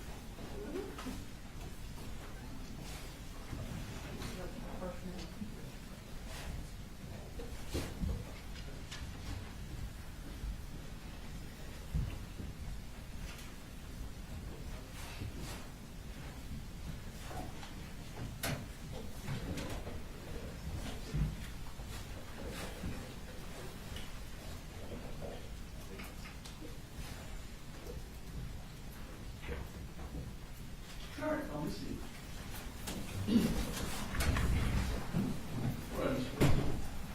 Okay. All right, so now we are moving from 6/7 to 6/10. What happened on June 10th? There was a purchase of a tactical vest Okay, and who was that for? for Colt, And who purchased it? the defendant. All right, so I'm going to bring up a text message from June 10th. It's a little bit hard to read, but can you tell us who this is from and who it's to, when it was sent, and what it says? So it was from the defendant to Colt, and it was June 10th of 2024 at 10:16 a.m. And it says, "Yo, I got this for you, son, because I love you. And also so hopefully you can work on being a little more patient. Colt, when it comes to you, and if you need something, if I can do it, I will do it. But if I cannot, then I can't do it. And that's when I need you to be okay with it. Knowing that as soon as I can, I will. At the end of the day, being disrespectful and flat out being mean and ugly doesn't do anything. So please, when you feel like you're getting angry or about to lose your temper, take a deep breath and realize I'm going to make it happen at some point. Okay? I'm working hard for us, and I do not want any more of that pushing, shoving, hitting anymore. We both deserve better than that. So there's the wind up and the pitch. See you later, alligator. Love you." And did he send an attachment? There was an attachment, yes. And is that the attachment? Yes. And what is that? It's just a screenshot of the Amazon order. Okay. And does Colt take a picture of himself in that vest? He does. Okay. I'm going to pull up June 14th. Tell us what that is. This is a from Jenny's phone extraction. This is a text message from Colt to Jenny with the picture as the attachment. Okay. And is this the attachment? It is. And is that consistent with the vest that was purchased on June 10th? It is. Okay.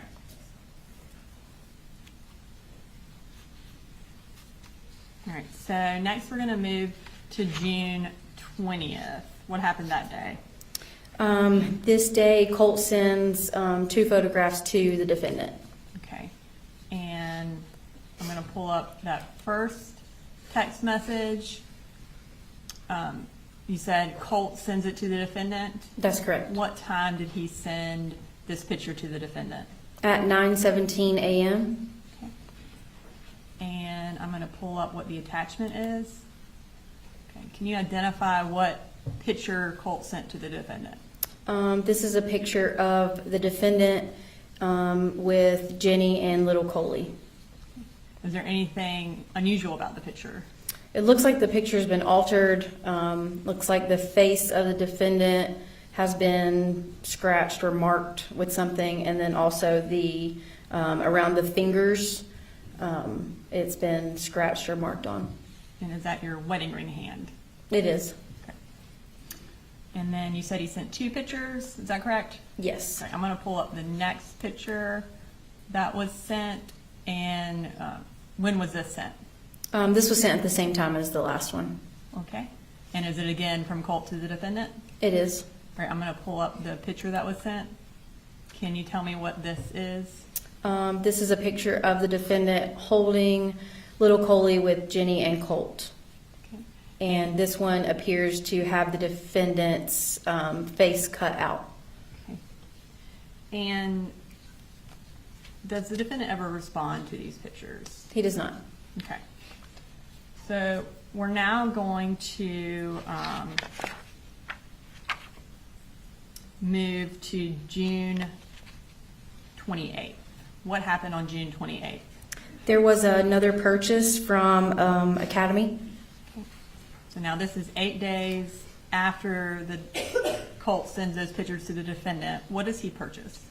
The one highlighted in red is M&P out the front spring for $54.99, and it is a knife. Okay. And I'm going to pull up next slide. Was a knife consistent with that purchase found at Appalachian High School? It was. Okay, is that states of it 111.114? It is. And was that knife found in Colt's backpack? It was. Okay. All right. So that completes June, or that part of our summary. So now we're going to move to July of 2024. Okay. Can you tell me generally kind of what happened in this month that we're going to talk about? There's some more evidence of Colt's behavior in the month of July, and then also the defendant's search history. Okay. So now we're at 2 months before the shooting. And on July 3rd, this is the first day we're talking about. What happens this day? This is July 3rd at 5:27 p.m. This is a text message from Jenny to the defendant, and it says, "Hey, I think he calmed down." And does the defendant respond to that? He does. Okay. And is this his response? It is. And what does it say? It says, "He doesn't calm down that quick. And Jenny, I can't live like this. It's seriously not good." And then he responds again, "It tears me up. I just want him happy. And man, he like calls me everything in the book." Okay. Now, we're at July 3rd. When does Marcy move back to Barrow in relation to July 3rd? On July 6th is when the defendant goes down to pick her up from Glenville, Georgia. Okay. And then what's the next day in the summary after July 3rd? I believe it's July 9th. Okay. And what happens on July 9th? There's an email from the defendant to Deborah Polhamus. And then what record did that come from? It came from the Google records. I'm going to pull up that email. Can you read that email for us?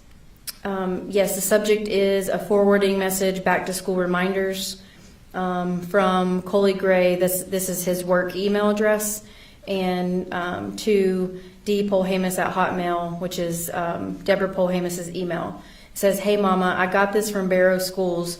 August 1st is the first day. I'm worried about Colt's first day. What was the name of that lady you spoke with regarding Colt?"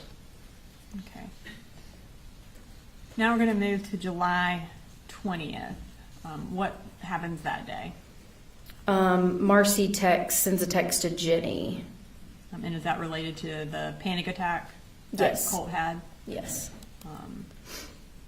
All right, so I know we've already introduced these texts in through Marcy, but I want to have you read one of those texts for the jury. Okay, this is, it says from Dab. This is the phone that Marcy was using while she was in Winder. And it says, "I told him we're taking him to the doctor next week. Going to schedule an appointment for when you and Mammy come back so she can drive us."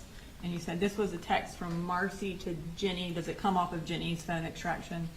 It does. Okay.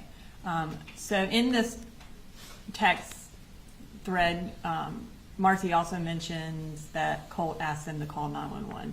Any records that they called 911 that day? No, there were no records. And as far as in this particular text message, she indicates that they were going to take Colt to the doctor next week. In reviewing the financial records, did you find any evidence that the defendant took Colt to a doctor in this time frame? I did not. Any evidence that he took him anytime after this? No. All right, so next we're going to go to July 24th. What happens on that date? This is when Deborah Polhamus texts the defendant about getting Colt in school. Okay. All right, so July 24th at 1:41, Deborah texts the defendant. Can you tell us what she said? Says, hey, I am up here, but I am planning to leave tonight. Marcy said she had talked to the registrar about Colt, but the lady needs to talk to you. Wondering if you could do that before I go home. Maybe when you get home this afternoon. I know you are swamped, but you are the only one who can get this done. Thanks. So at this point, had Colt been registered for school? No. Okay.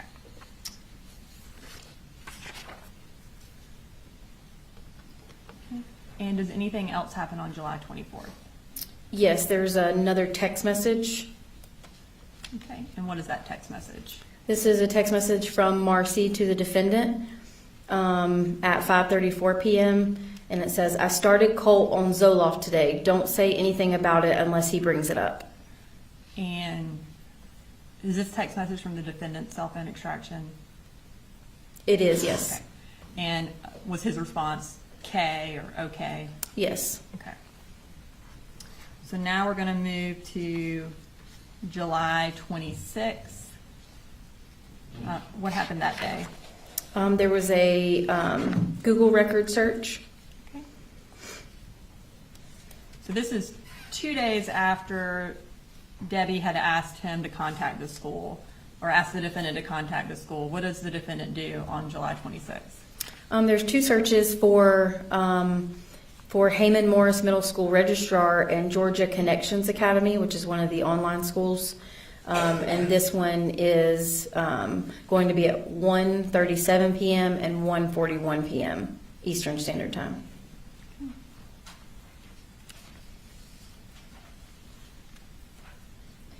Okay, so that ends July. Now we're moving to August, 1 month before the shooting. Kind of tell us how August is shown in this timeline. August is organized a little bit differently because there was a lot more information provided in the records for the month of August. So on each day in August, I compiled a calendar to kind of orient with each day. Okay, I'm going to pull up the first calendar that we have for August 3rd. Can you tell the jury what the highlighted yellow means and then what's in red? So what's in red is school-related events. So there's when the school year starts, his first day of school, the school holidays, and then the incident date. You see the dates first and second highlighted in yellow. Those are dates that Colt did not attend school. And then you see the kind of the blue box that's highlighted on the third. As we go through, the highlighted box is the day that we're talking about. Okay. And then on days that Colt did attend school, what color will that be? It'll be highlighted in blue on days that he did attend school. And then as we kind of move to the next day, does anything populate on the calendar? Yes, it'll kind of populate what we just talked about. So after the third, whatever we talked about on the third will populate on that date on the calendar. And so the first day we talk about in August is August 3rd. What happens on that day? There's some photographs that are found on Colt's cell phone extraction. Okay. So I'm going to pull up those. So we're going to start with the first photo. Earlier we had a capture date and a modified date. Here we only have a modified date. Tell us what that means. So a modified date doesn't necessarily mean the date that the photograph was taken. It just means that that is the date that the photograph was moved. It was either deleted or moved to a different folder. It can mean that it was sent through a messaging app or sent through some sort of social media. And so it can mean a bunch of different things, but it doesn't necessarily mean it's the date that the photo was taken. And I guess you were unable to find a photo that had the capture date. Is that accurate? That's correct. Based on what is in the photo, can you determine a time frame for this picture? Yes. So if you look at the picture there, Colt is wearing the vest, which we just went over that it was purchased on June 10th. Also within the evidence, there was a capture date on photos when Colt dyed his hair, which was July 25th. And so his hair is dyed in this picture. So we can kind of have a date range from July 25th until August 3rd. When he moved the picture into, it looks like a messaging app based on the data. And what is he holding? He's holding the rifle that was used in the shooting. All right, and then I'm going to pull up another picture. Is that also modified on August 3rd? It is, yes. And did both of those pictures appear to be in Colt's room? They did, yes. Now we're going to pull up the final picture that is also modified on August 3rd. Tell us what that picture is of. This is a picture of the Sig Sauer rifle sitting in Colt's computer chair. And then you can see another rifle in the background. Okay. All right, so that ends August 3rd. Now we're going to move to August 4th. Okay. And tell us generally what happens on August 4th. This one is going to be a text conversation. Okay. So I'm going to pull that text conversation. Who is it between? The defendant and Deborah Polhamus. Okay. And can you read us the text? It says, I hate to bother you at the beach. I just need to get a little more groceries with school, rent. I'm going to ask doctor tomorrow if I can catch up next week with them. I can send it back to you on Friday. Not much. Thank you either way. Okay. And where is the defendant working at this time? Kevin Price Construction. And based on his bank records, about how often was he paid and how much? Based on his bank records, he was getting paid weekly, $1,429, and with a $750 truck allowance per month. Okay. And we're going to move to August 5th. What happened that day? There were more photographs found on Colt's cell phone extraction. And then were there also... Sorry, this is Debbie's response. Before we move to the next day, what did she respond? This is from August 4th as in response to that message. I sent money. Colt needs to be in school tomorrow, please. Okay. All right, so we're moving to August 5th, and you said there are more pictures that are on Colt's cell phone. So I'm going to pull up those from August 5th. Tell me about those photos. These are the same kind of scenario as the previous ones, so they have a modified date of August 5th. Again, he's wearing the tan vest in both of these photos with the dyed hair, so after July 25th of 2024 and prior to August 5th of 2024. And in the picture on the right, he's holding a firearm, a rifle, and you can see the 45-degree iron sight on that in that picture. All right, so now we're going to move to August 9th.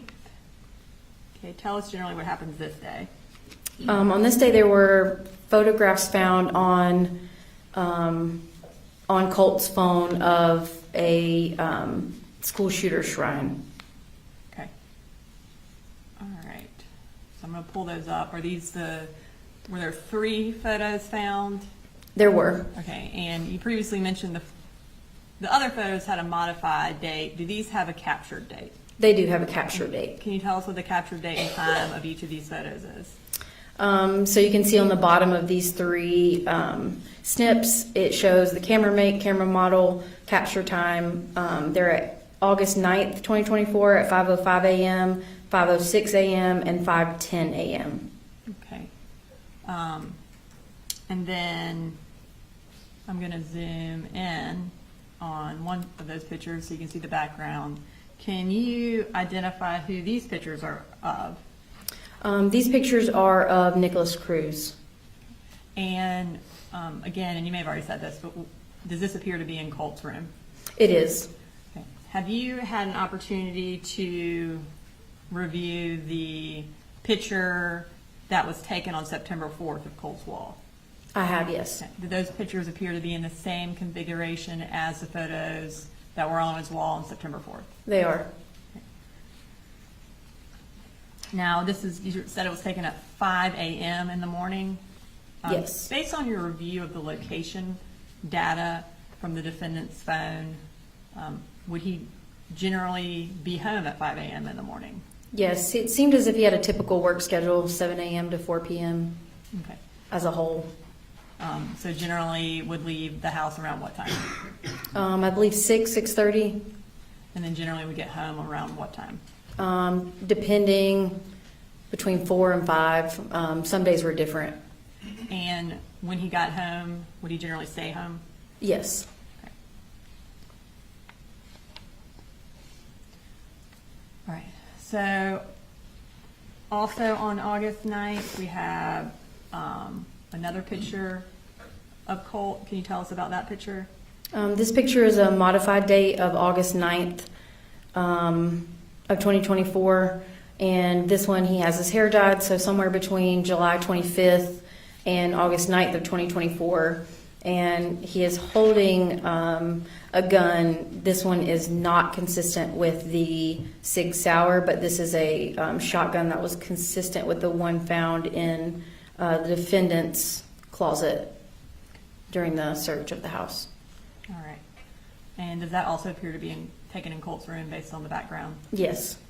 I'm going to pull up next the calendar for August, and we're next talking about August 10th. Can you tell us what happens on this date? There's a Google web history for the defendant. Okay. So I'm going to pull up that Google history. You said it was the defendant's history. It is, yes. What does he look up and what time? So this was, it says visited online therapy with a licensed therapist. And what visited means is just that a URL was accessed at the specific time. So as if like that specific, when you click on that, it'll take you to the URL. Okay. And it was at 12:35 p.m. So those Google records are in UTC time and you had to convert them? That's correct. Okay. All right, the next day is August 11th. I'm going to pull up our calendar again. Tell us what happened on August 11th. This is a text message that Colt sends the defendant.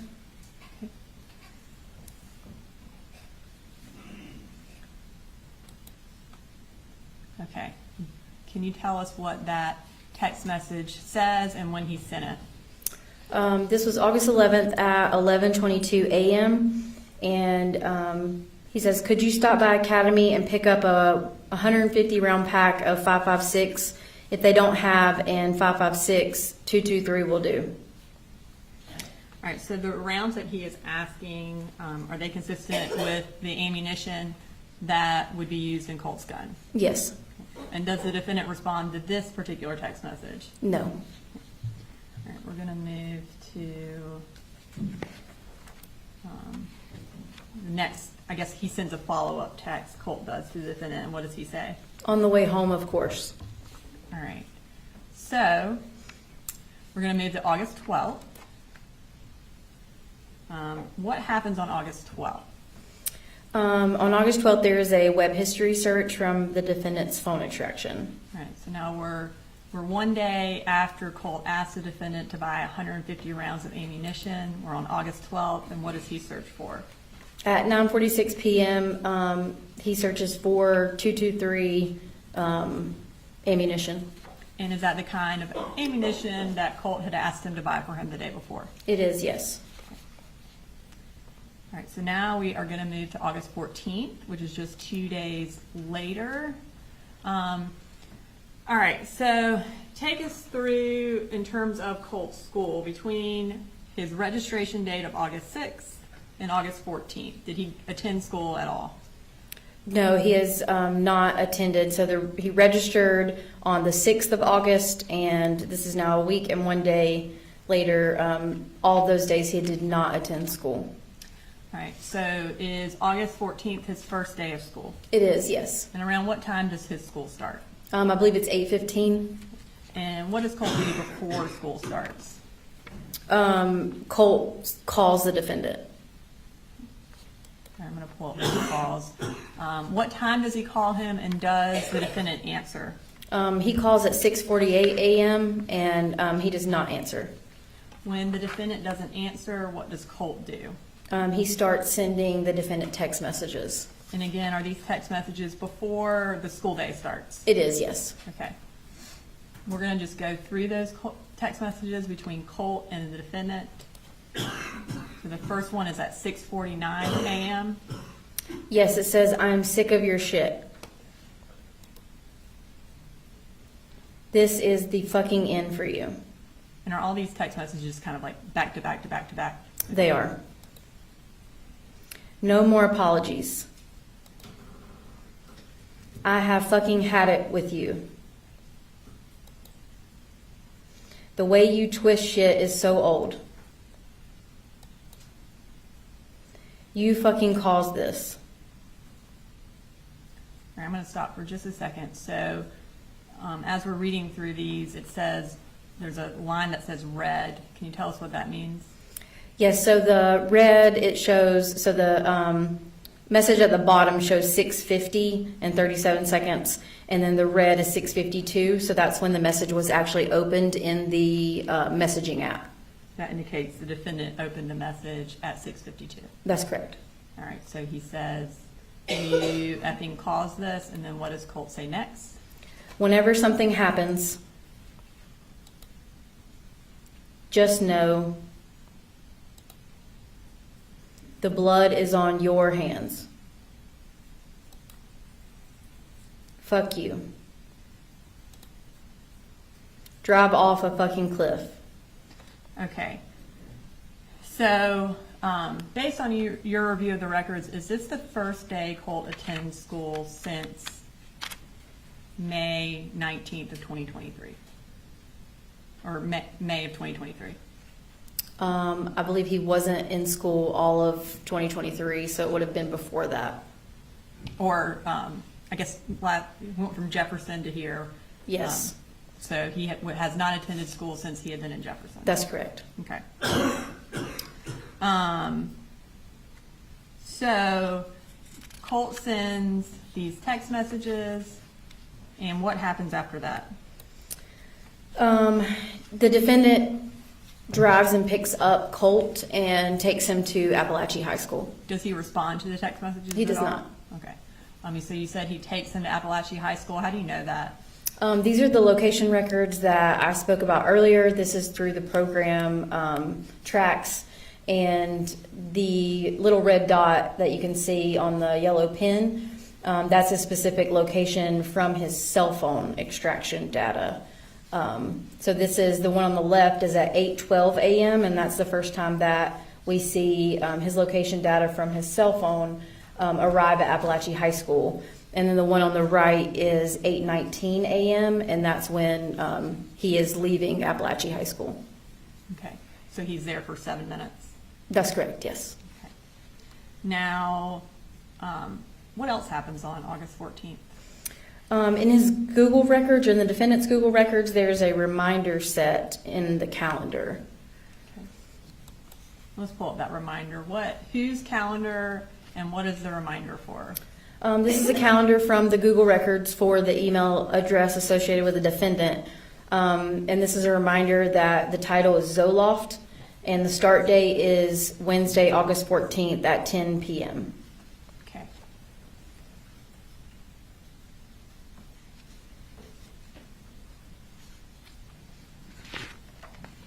And at this time, on August 14th, was Marcy still living at the house? Yes, she was. Okay. At this point, had the defendant, or I guess Marcy, set up insurance through the defendant's work for the family? Yes. And based on your review of the records, when did that insurance start? It was supposed to start July 1st, but the paperwork wasn't completed until July 31st, and then so the first date that the insurance was started was August 1st. So we're going to move to August 15th. What day of the week is that? It's a Thursday. And did Colt attend school that Thursday? No, he did not. What's the first thing that happens on August 15th? There's text messages between, I believe, Marcy and the defendant. Okay. We're gonna, so you've added some time, like a timeline also, or a time of text messages at the top. Is that because a lot happens on this day? That's correct. All right. So these first text messages are between who? Between Marcy and the defendant. And what's the time frame for when they're sent? 7:11 a.m. to 7:28 a.m. Okay. And will you read those text messages? Yes, it says Colt said his neck hurts and he's nauseous, so he's taking today off school. And the defendant responds, "What?" And Marcy says, "He said if you have a problem with it, he would talk to you." And then Marcy says, "Do you want to talk to him?" And then defendant responds, "It's his second day." Okay, and so then after these text messages, what happens? Colt then sends the defendant a text message. All right, and can you tell us the time frame for these texts? These texts are from 7:54 a.m. to 8:56 a.m. All right, and what does Colt say? He says, "Yo, can I get a headset that's on sale for $70? Stop ignoring my texts. I know you see them." And was that much later than that first text? It was. This one was at 8:56 a.m. Okay, so now we're going to move to the next conversation, and is that also between Colt and the defendant? It is.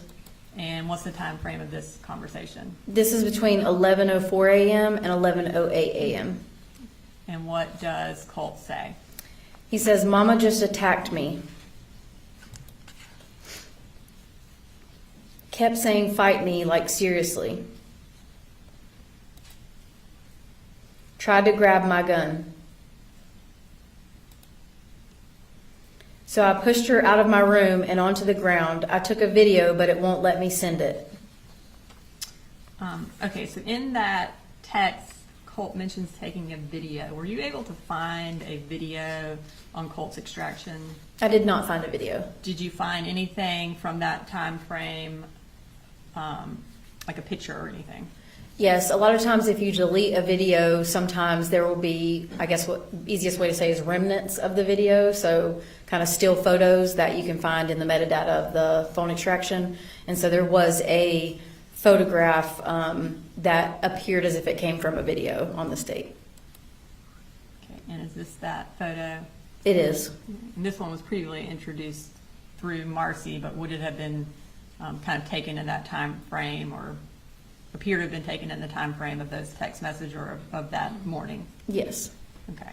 And then Colt now sends another text. This is at 11:07 a.m. She kept saying fight me and she tried to grab my gun. And what does the defendant say? Just out of the blue. And he responds, "Yep." And the defendant at 11:08, "Why did she attack you?" And does Colt respond at 11:08? He doesn't. He responds, but it's several hours later. Okay.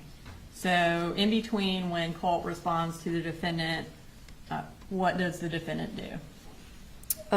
There is a text message, I believe. Okay, and is that between Debbie and the defendant? Yes. And what time frame is that text message? 11:14 a.m. to 11:15 a.m. And what does the defendant say to Debbie?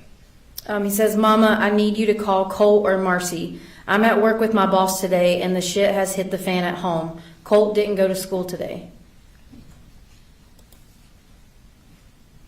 And then Debbie responds, "I'm talking to Colt right now. Don't worry." Okay. So after that, so about 8 minutes later, does Marcy call the defendant? Yes. Okay. And what does, or approximately how long is that phone call? It's about 1 minute and 55 seconds. Okay. 5 minutes after that phone call between Marcy and the defendant, does the defendant then text Debbie again? Yes. All right. So at 11:28, the defendant texts Debbie, and what does he say? "Look, I just got a call from her crying so bad, said she is scared. I just found out Jenny is at home today. I'm going to end up losing my job, Mama. Did you talk to her?" Debbie responds, "I told her to go into her bedroom and stay there. I told Colt the same thing. I think she got mad because I called her out for letting them stay home. She had obviously taken too much of her Seroquel. Charlie wants to come and get her, and I agree. You guys are doing too good for her to screw it up. We will plan to come in the morning while you are working, if that's okay." Okay. So that's 11:32, and then when does Colt finally respond to the defendant's text message about what happened? At 1:52 p.m., Okay. And what does he say? "She was grabbing for my rifle, and I didn't know what she planned to do with it. So I kind of acted in fight or flight." And how does the defendant respond to that? He responds, "It's all good. Why was the gun involved?" Or how?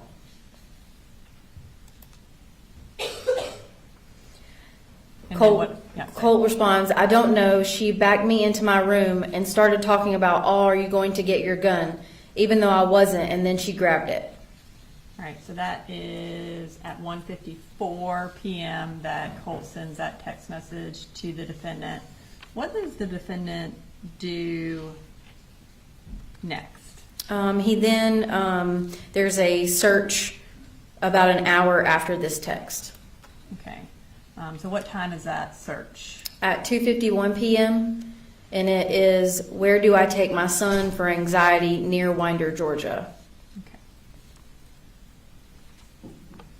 Are there any other corresponding, other than that search, has he visited any websites related to this that you're aware of? Not at this time. Okay. Now, does Colt send the defendant some more text messages? He does. And kind of when in relation to that search are these sent? This is about an hour after that search that was on the defendant's phone, and Colt sends the defendant a message, and it's just an attachment of what appears to be a bore site from Amazon. And then what does Colt say? "Could you please buy this?" All right, so that is the last thing on August 15th. So now we're going to move to August 16th. What day of the week is this? It's a Friday. And does Colt go to school this day? He does not. And what does Marcy do on August 16th based on your review of the evidence? She goes back to Fitzgerald. And does Marcy stay in Fitzgerald from August 16th until after the shooting? Yes, she does.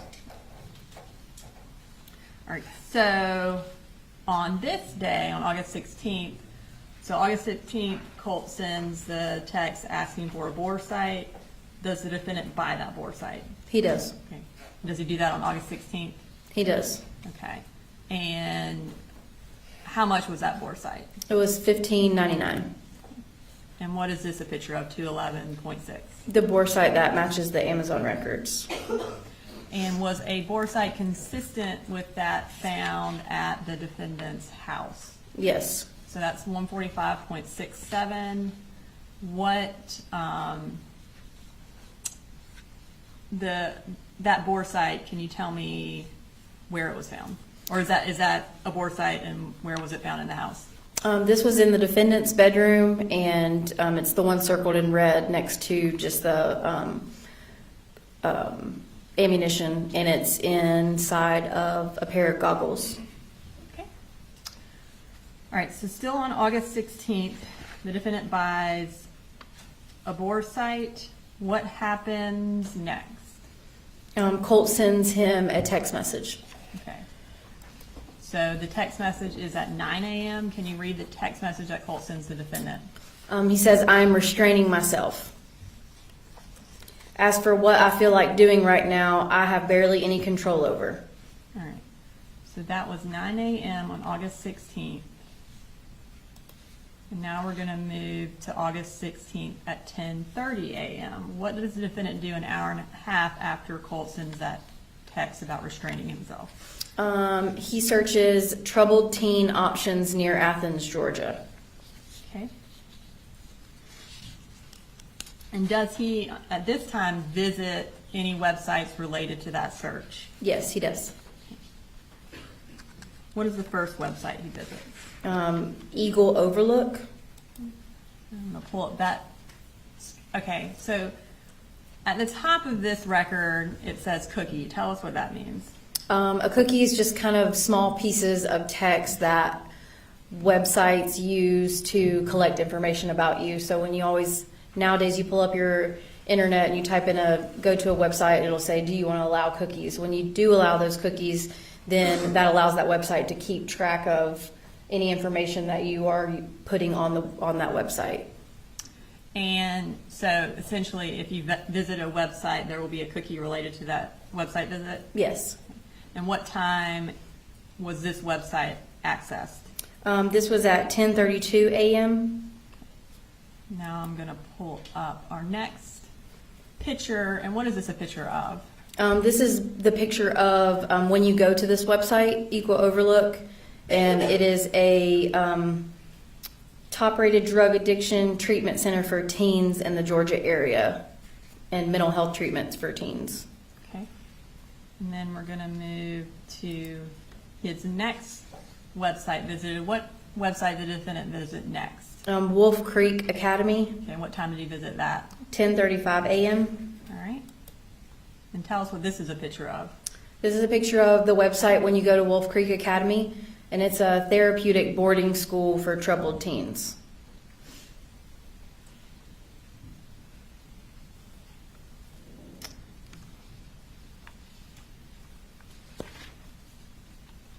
Okay.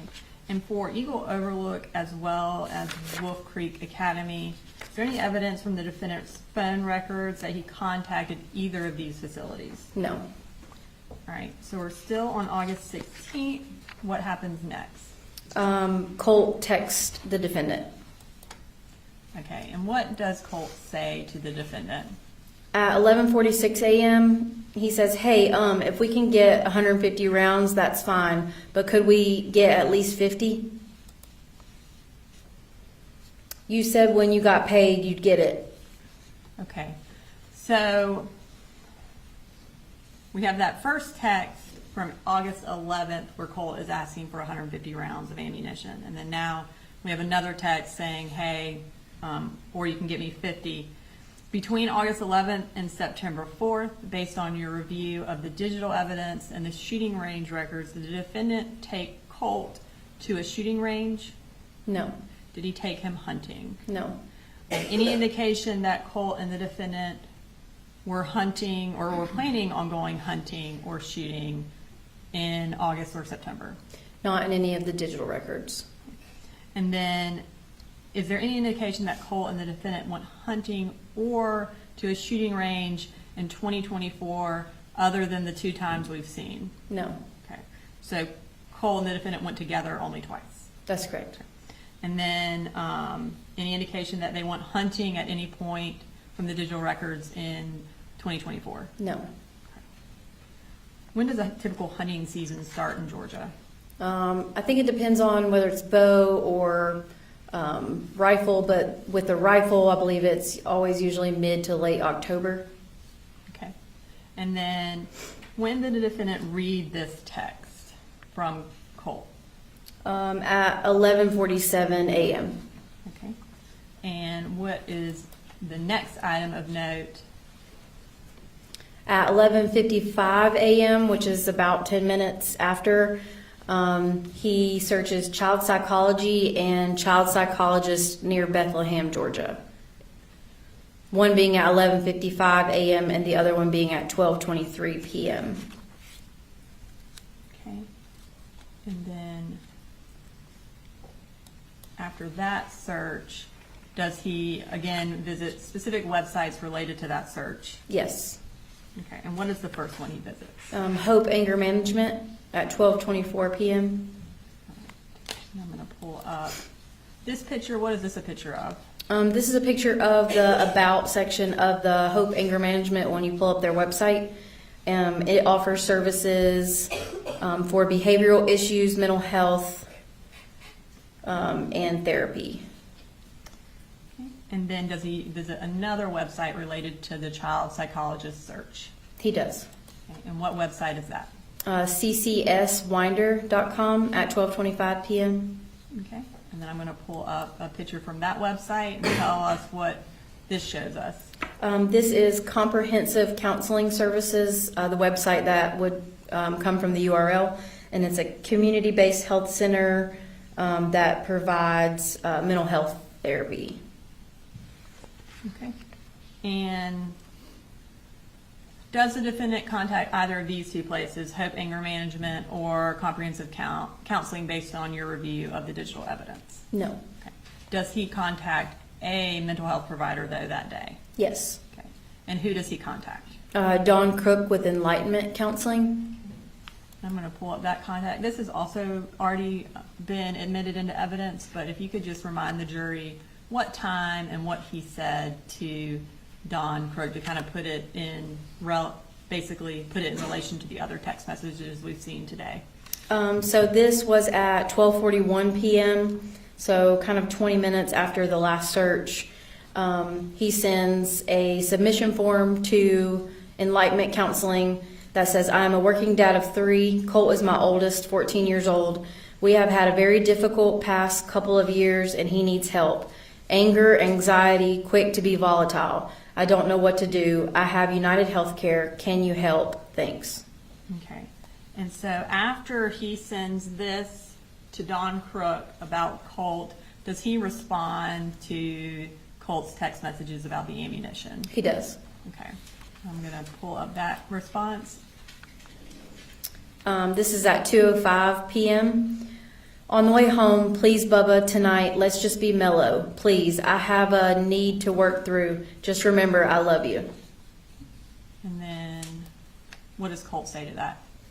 He responds, did you see my text? And was that at 2:06? It is, yes. And what does the defendant say to that? He says, yes, later. I need to pay everything first, but we will. And I guess the previous text messages were those about buying ammunition. Yes. All right, so now we're still on August 16th.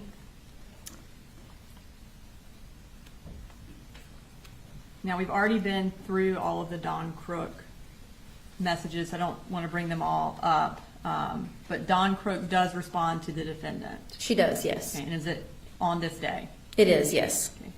And does he respond to her email to him? He does. Okay. And I'm going to put up is this his second response? It is his second response. And can you remind the jury what he said to Dawn and what time he said it? He said, do you have a number that I can call once I'm not in the field? And this is at 2:40 p.m. And so, assuming the field is work, where was the defendant when he sent this message? He was at his house, 896 Harrison Mill, and on the left-hand side you can see wireless network. This is wireless network connection. He connected to Gray Fam Wi-Fi, which is the Wi-Fi for the house, and it was first connected at 2:34, again connected at 2:50. So he was at the house during that email. So fair to say he was not in the field at that time. Correct. Okay. And now we're still on August 16th. What does the defendant do next?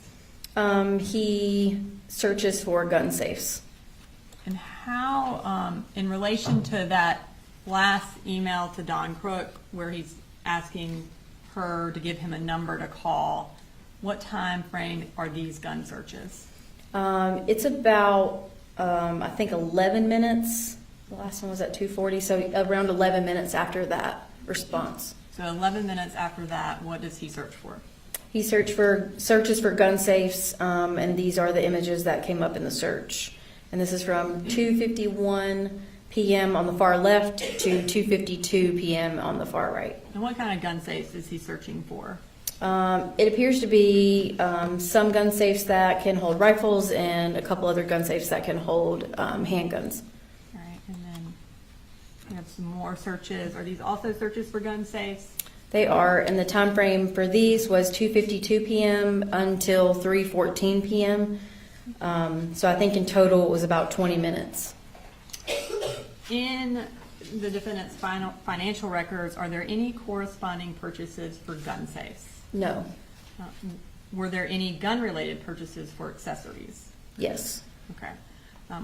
What's the next thing that happens on August 16th? There is a phone call. Before we get to the phone call, does the defendant send a screenshot of his response to Don Crook, to Debbie? He does. Okay. And what time does he send that screenshot of what Don Crook said to him? This is at 3:46 p.m. He sends the screenshot of Don Crook's response to Debbie Polhamus. Okay. And so after he sends that screenshot showing Debbie that he's reached out to Don Crook, does Don Crook attempt to call him? She does, yes. All right. And what day was that? It was August 16th at 4:35 p.m. And does the defendant answer? He does not. Okay. And we've already heard that voicemail, but did she leave a voicemail? She did. Okay. All right, so that ends August 16th. We're going to move to August 21st. Take us through, so August 16th, Colt did not go to school. Does he go to school the next week? He goes to school Monday the 19th and Tuesday the 20th. All right, and what happens on the 21st? He does not go to school. Okay.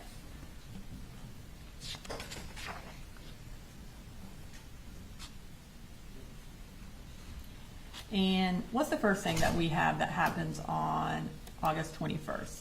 There's another missed call and voicemail from Don Crook with Enlightenment Counseling. Okay, so this is 5 days after the first one? Yes. And then does he answer? No. Does she leave a voicemail again? She does. All right. Now, we're still on August 21st. Does Marcy text the defendant this day? She does. Okay, what does she text him about? About the Advantage Behavioral Health Crisis Stabilization Center. Okay. And again, we've introduced these through Marcy, but just for the timeline purposes, she sends this text and about them taking, or Advantage Behavioral taking their insurance. Does she also send a link to Advantage Behavioral? She does. Okay. And is that the link she sent? Yes. Does the defendant actually visit that link? He does. Okay. So I'm going to pull up that, which is also on August 21st at 4:39. So pretty close in time to when she sent the link. He opens it. Yes. Okay. And again, how do you know that he has visited the crisis stabilization unit at Advantage Behavioral Health? This is web history from his phone extraction, meaning that the URL was visited and clicked on essentially.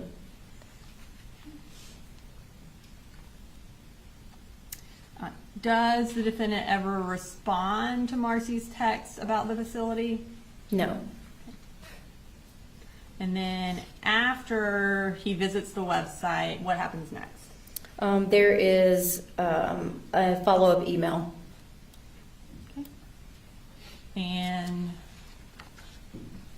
again, and this is, we've introduced these previously, but this is Don Crook, again, trying to reach out to the defendant about counseling. Yes.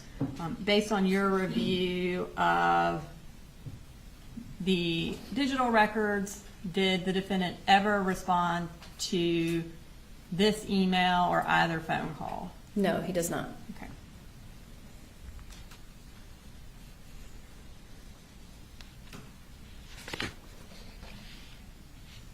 Okay, so now we're at August 25th, which is a Sunday, and it's the Sunday before the shooting. What happens on this day? This day is another visit from web history on the defendant's phone. Okay, and what does he visit on August 25th? He visits again the Advantage Behavioral Health System Crisis Stabilization website. And does he visit it, it looks like twice? Yes, And what- 2:11 a.m. and 2:16 a.m. Okay. So, I think August 26th, Your Honor, is a pretty dense day. Do you want, I don't know if you want to go ahead and take a lunch. Yeah, we're close. Ladies and gentlemen, we'll go ahead and take our lunch break. Be in recess till 1 o'clock.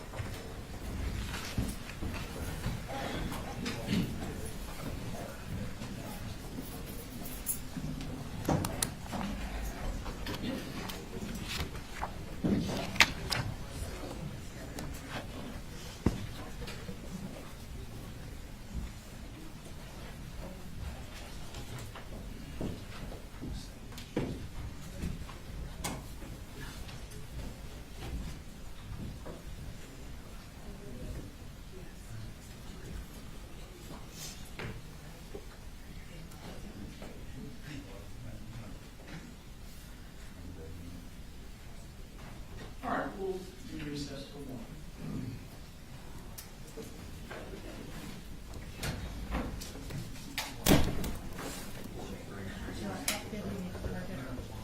Yeah, let's start.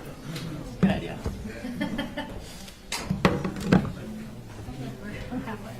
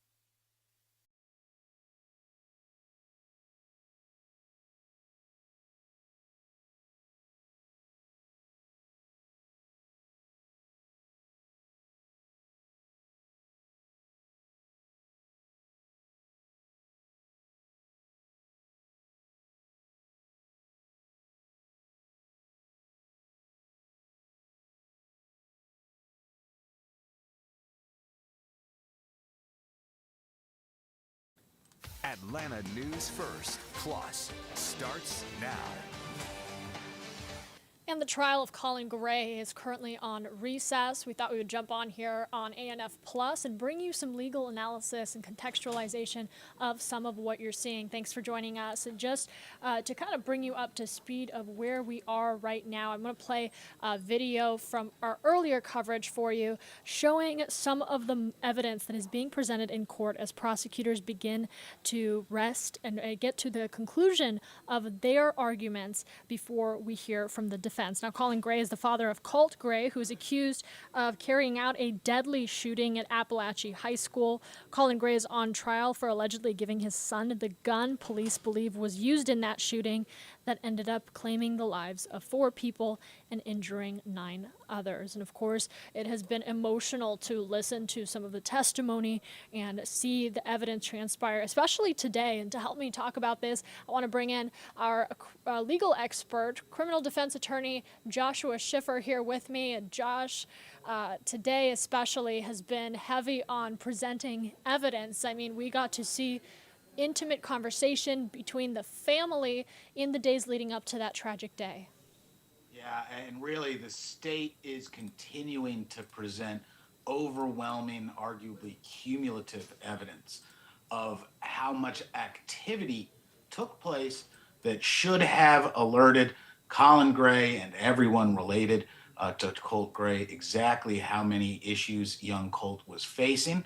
And that, of course, is the prerequisite to holding Colin Gray criminally responsible for allowing Colt Gray access to the AR platform rifle that he then allegedly used to commit this horrible massacre, claiming the lives of 4 people and injuring 9 others.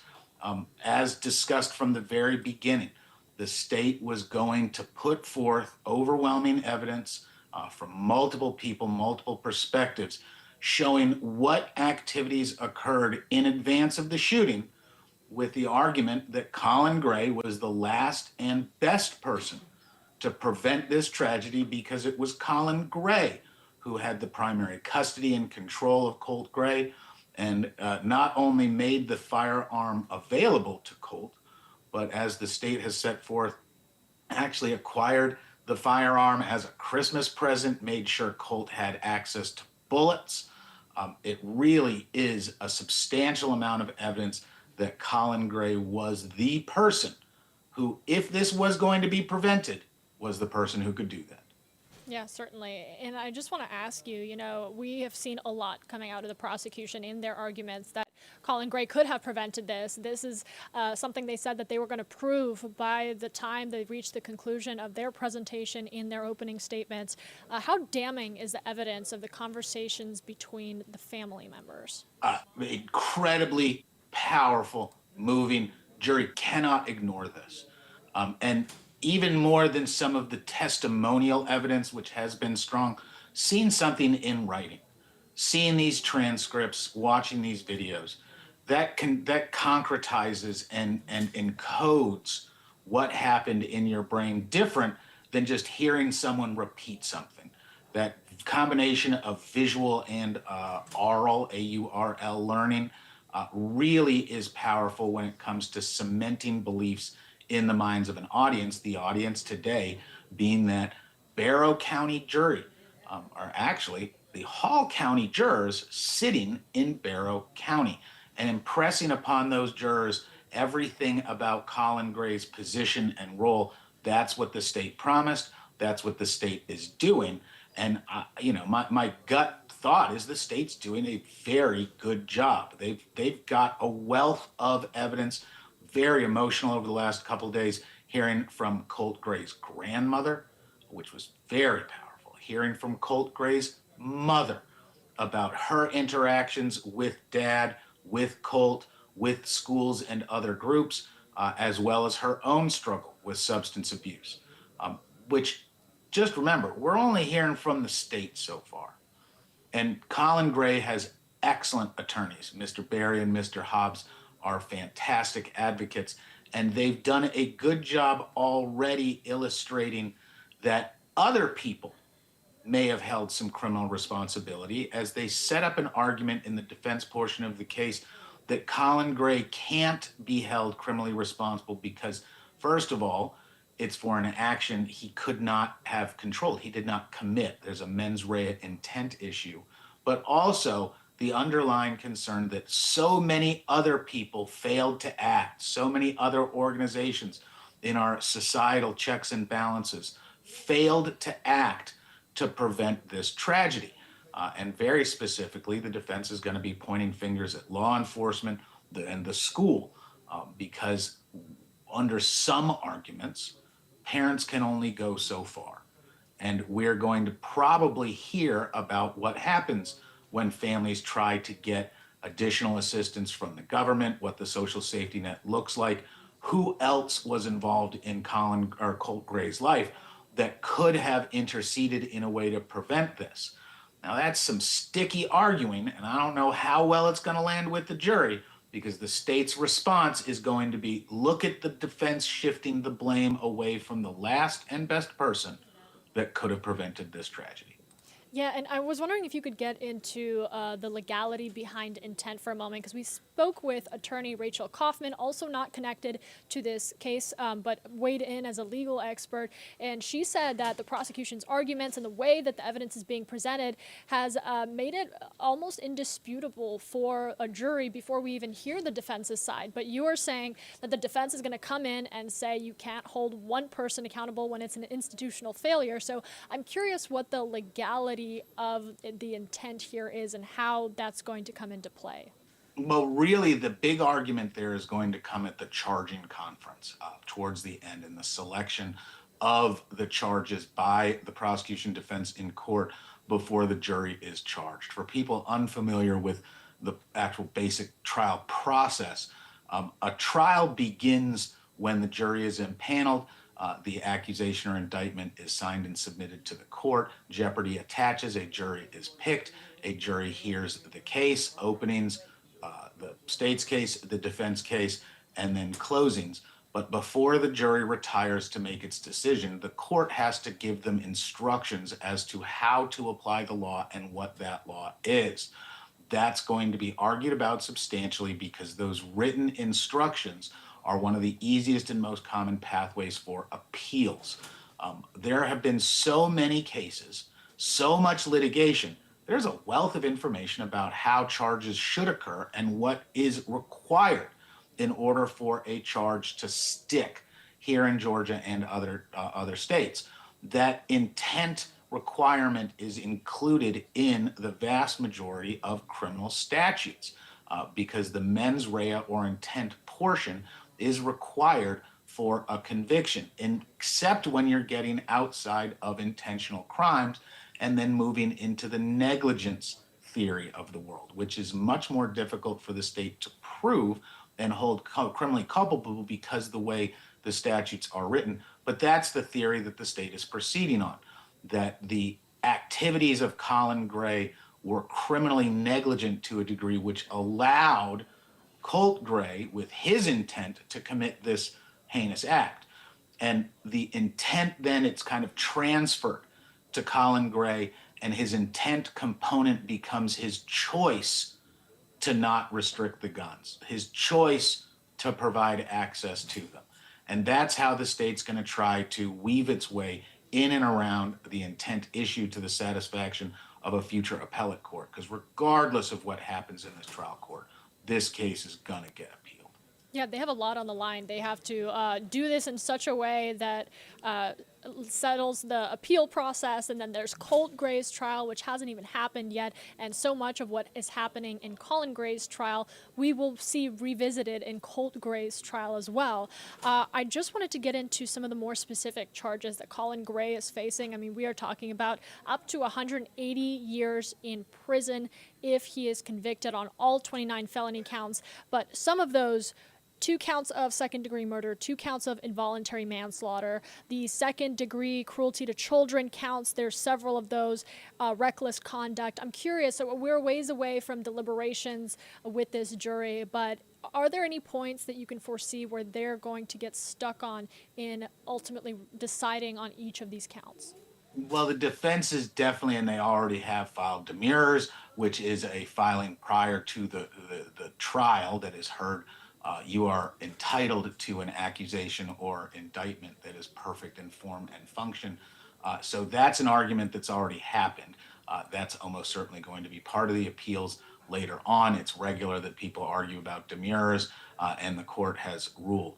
When it comes to the jury charge conference, there may be determinations made by the court at that time in conjunction with motions for judgments withstanding the verdict and judgments on the pleadings that asks the court to, from the bench, basically dismiss the charges that the state didn't prove enough of during the trial.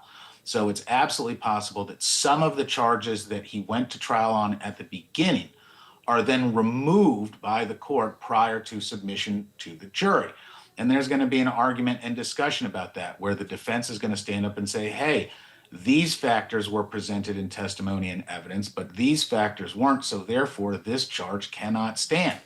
And then the court's going to determine whether there is enough to submit it to the jury or whether there isn't enough to submit it to a jury, because the big question, whether this law applies, can really only be answered by a jury. That's the jury's real reason for existence, is to firmly confirm and conclude what the facts are.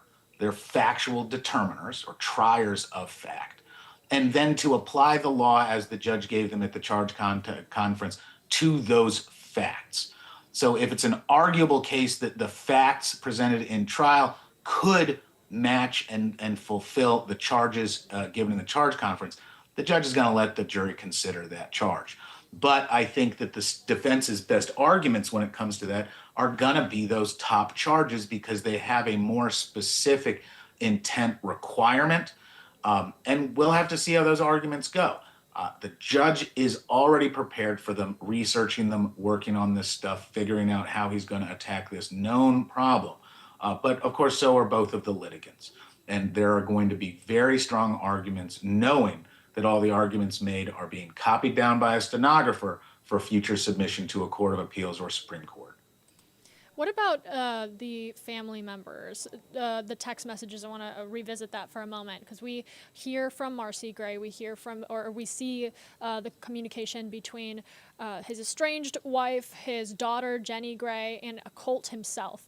And one of the things that we saw presented by prosecutors was Colt Gray saying, quote, "When something happens, just know the blood is on your hands." And that, end quote, text message is sent to Colin Gray. So that text message presented to a jury saying, hey, look, your own son is saying that the blood is on your hands. I mean, to a jury hearing this, how does the defense even try to restructure this? It's absolutely crippling evidence, at least of the idea that Colt Gray expressed feelings that, when taken at face value, are beyond concerning and downright threatening.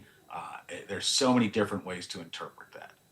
And I take that very seriously, as would anybody receiving that text. But at the same time, text exchanges aren't sworn testimony under scrutiny in front of a bunch of people. No, these are colloquial conversations. There's a lot of miscommunication, misinterpretation when you get into the texting universe. And it's why these texts are both incredibly powerful, but also insert questions, automatic questions. Was this statement taken in context, out of context? Was this something that was a running joke or private aside? Was there more meaning to that statement that doesn't appear obvious? And although not necessarily smoking gun or incredibly clear, and it's evidence. And it's evidence that, hey, don't just rely on the text, but then the text comes in as totality of the circumstances. And that's what the state really wants. The state doesn't want the defense to get stuck on any one fact, or rather, let me say this, the state would love the defense to attach to one exchange and put a whole bunch of efforts into proving that one exchange is wrong or that one exchange is being misinterpreted. because that indicates the others were legitimate. And it's almost, he doth protest too much. This individual text, it's part of the wall being built by the state of overwhelming information delivered to Colin Gray. And that's their job. The state wants it so that if the jury disregards 1, 2, 5, however many pieces of evidence and witness testimony, there's still a surplus standing up behind them for beyond a reasonable doubt to be carried by. They want to be able to, the state, they want to be able to take some real strong shots by the defense, lose those factual battles, and still achieve a conviction at the end of the day because of that overwhelming totality of the circumstances. And that's why we're going to keep hearing testimony like we have, an endless parade of people that obviously saw something, said something, but nothing ended up happening. What should the legal steps be for parents who have troubled teens, troubled minors, or see signs like this and don't exactly know how to proceed with getting their young person help? I wish there was an easy answer, because this is something we regularly get calls about. And it depends vastly on where you live in Georgia. What happens, or what resources exist in your piece of Georgia versus the rest of Georgia. Very different, very arbitrary, very unsteady. There's not a lot of consistency between the various counties, over 150 little kingdoms in Georgia. And the kingdom of Fulton is very different from the kingdom of Forsyth, which is very different from the kingdom of Telfair. And you've got pieces of Georgia where the entire county only has 5 or 10 or 15,000 people. So there's no marketplace to provide the services and support that families need. And what generally happens in my experience is I get calls from family members who are at their wits' end with their young teen. And these are youthful people, 10, 12, 14, 16, not old enough for I'm going to call the cops to really resonate, not old enough and doesn't have enough brain development to understand personal accountability and long-term consequences, because they don't have the chemical ability in their brain to understand that stuff. But it doesn't stop the fact that these young people are occasionally dangerous and violent and unpredictable. And there's not a rule that 10 and 12 and 14-year-olds don't know how to use guns, knives, matches, and violence. That is an unfortunate reality. And we see repeatedly during the year parents who can't find the support to take care of their child. Either that parent didn't have the skills and education and have a troubled child and could use some educational and guidance support, all the way through parents who are more than capable of raising children, but the child has acted in such a way that it outstrips whatever you imagine about a tough kid. We're talking about kids who lie, cheat, steal, skip school, are violent, commit sex crimes, ignore all authority. And at that point, they will start using the system against the parents even. And we see these issues in juvenile court settings regularly, where the parent comes to court and literally is asking the court for help with their dysregulated and unruly child because the state doesn't have a phone number, 1-800, please help me with my kid. Most communities, if you call the police on your child, first of all, that's a cultural trauma and family dynamic trauma that's challenging at the first place. But police aren't child rearers. They're police. They're there to protect and serve and effectuate the laws of the nation, not teach child rearing. And it's not the right remedy to call the police necessarily the way that back when I was growing up in some of the places, it still kind of was regular. I'll call the police on you. And that's not a good threat for your kids in Georgia, because if the cops see something, they're just going to arrest your kid whether you want them to or not. The police do not work for you or follow your orders. They're going to do their job. And if your kid during your attempted discipline turns out has been committing crime, man, your kid's going to get locked up. That's not the role of law enforcement. Now, the good news is we are getting some changes culturally, not just in Georgia, but nationally, with changing law enforcement responses. adding a mental health component, adding a clinical social worker component, understanding that part of the first responder universe includes care, de-escalation, providing wholesome and well-rounded services for people in need, such as parents with an unruly child. Haven't got a lot of traction yet. Different states have different methodologies for their social safety net, but we are seeing some progress in Georgia. And as we've talked about before, I think the biggest impact of the case against Colin Gray and the eventual case against Colt Gray is going to be legislative, with new ideas about gun ownership responsibility and duties. And maybe we will see some action on the first responder end, which has gotten a lot of scrutiny nationally with the Uvalde shooting and how that response, this response, even though there haven't been allegations that law enforcement acted poorly, just making sure that that response process is strong as well as preventable. Maybe looking at different tools to ensure that violence is tamped down in the schools by getting more proactive when students like Colt Gray are noticed by the system. Right, because it doesn't feel like there's a well-known, clearly defined, you will also go to jail if your child does this law. And a lot of that legislation is already being discussed, as you mentioned, and this case will push a lot of precedent forward.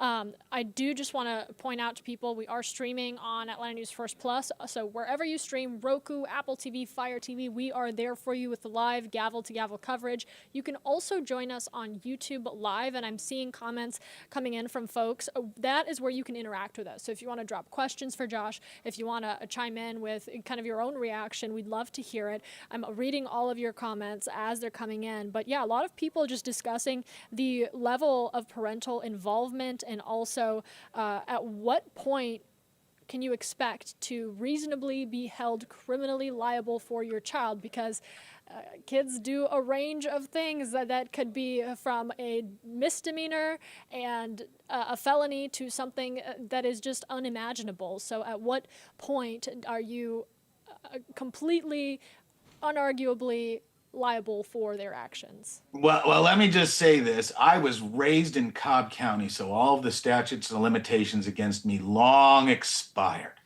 That's good. Because I was a little monster. I think a lot of young people go through lots of trouble. Man, I remember being a teenager having all kinds of fantasies about, I'm so angry about this, I'm so angry about that, I'm going to freak out.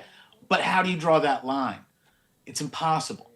It really is. It's impossible to say, hey, parent, this is what your kid's gonna do or not do. These are your kid's angry, emotional words versus this is a warning sign that your child is about to do something. It is impossible to hold parents to some mysterious standards. And the only reason that this is being prosecuted isn't that the negligence wasn't potentially criminal the entire time that the firearm was available. And that's a big concern. Are people breaking the law right now by having a firearm in their house with teenagers around? Well, that's the big question. And there's not clear laws. There's not clear rules. It bumps up against the Second Amendment, something fierce. Because if you want to enforce the state's belief that allowing someone under age to access firearm therefore makes you responsible for what that child does with the firearm, man, there's a whole bunch of Georgia right now that is breaking the law and has insane liability civilly and criminally. That's one end of the spectrum, but it's a real fear among gun owners. I have been contacted by multiple very strong Second Amendment people who are deeply concerned at what the response to this case is going to be. And everybody agrees. Colin Gray, man, didn't do a great job as a father, failed across the board with acting in a responsible manner. But we're Georgia. We're a freedom state.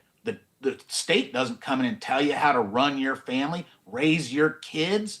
And that dog don't hunt, as they like to say. We're going to struggle with how to effectively determine criminalization of these kinds of actions because it's almost an impossible law to write without infringing on otherwise lawful behavior. And the moment you infringe on otherwise lawful behavior, people are going to stand up and object.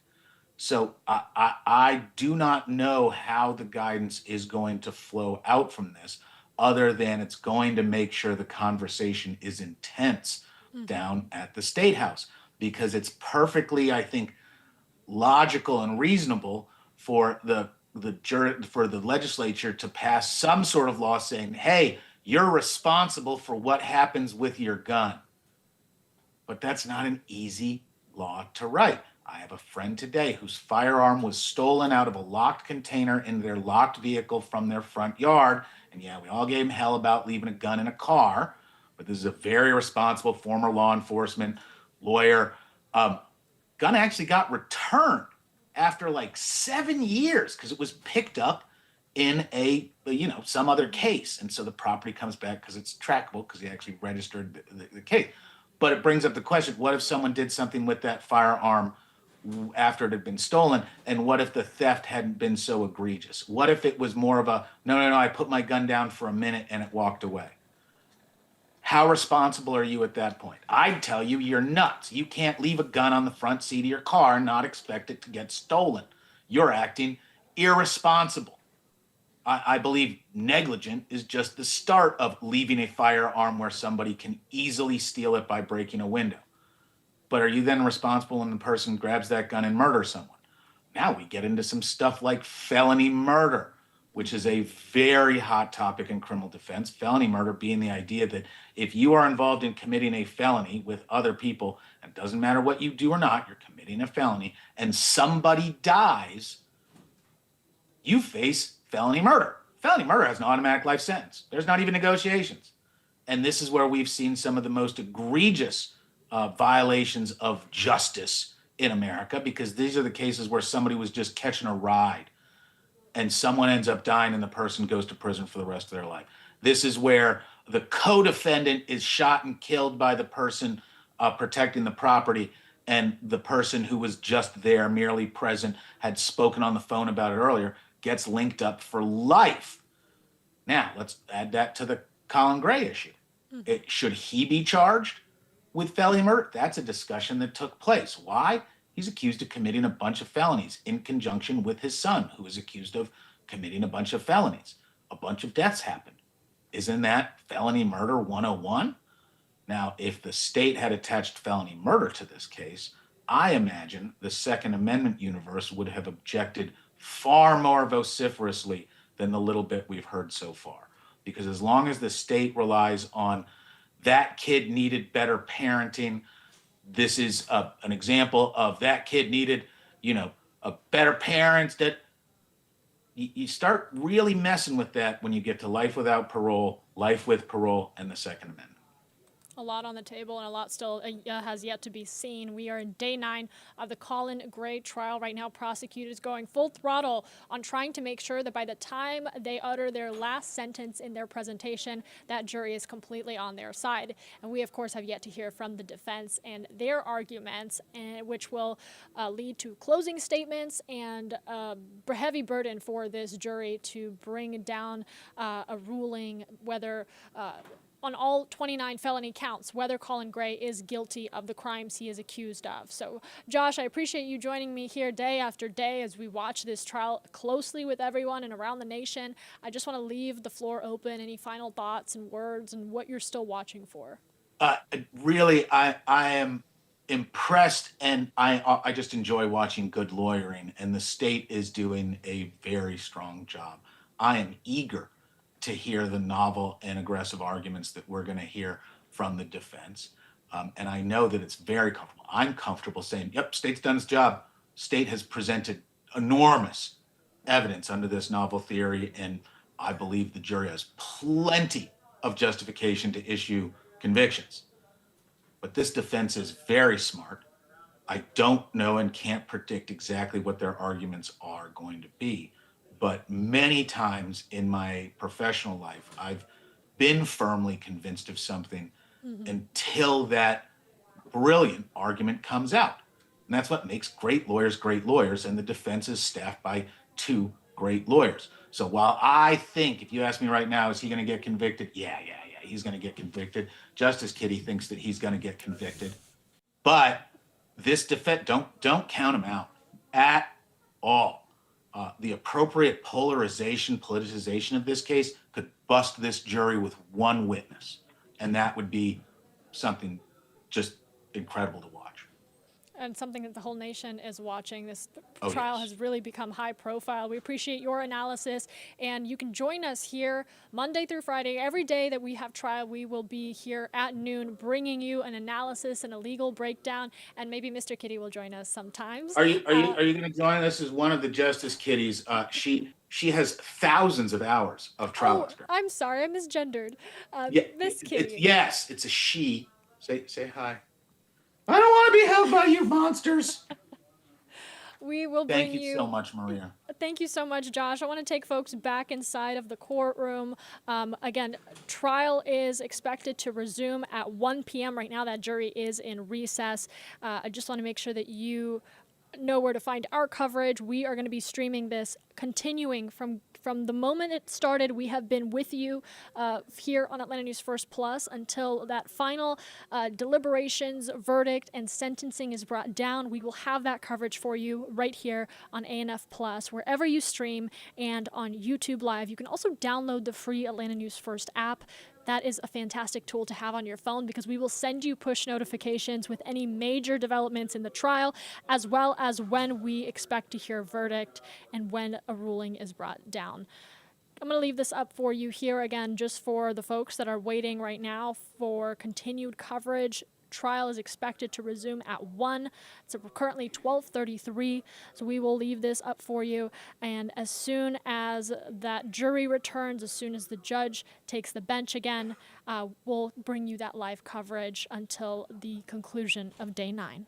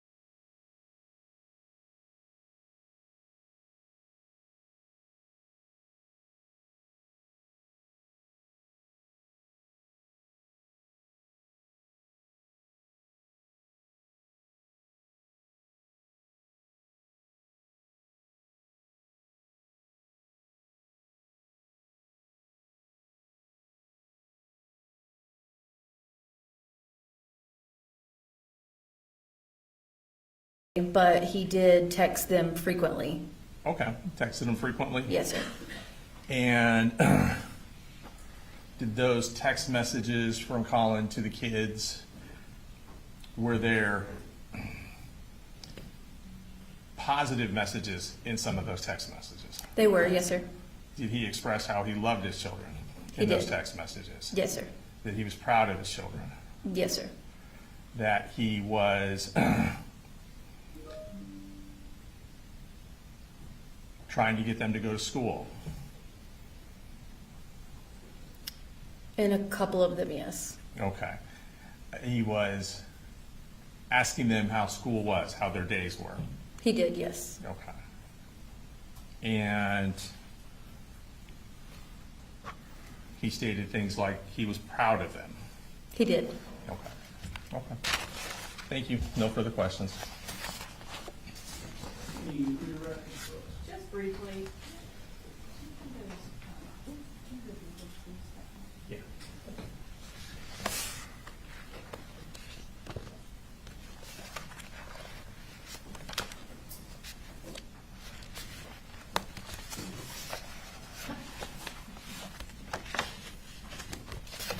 Either one of these folders.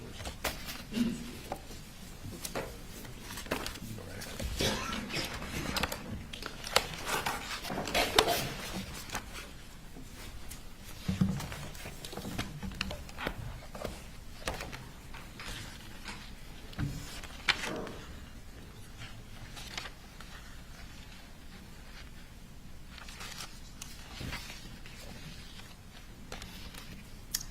All right, so in the course of the district attorney's office investigation, did we attempt to get jail calls when Marcy was incarcerated in Ben Hill between her and the defendant? We did. Okay, and were we able to get those calls between the two of them? We were not.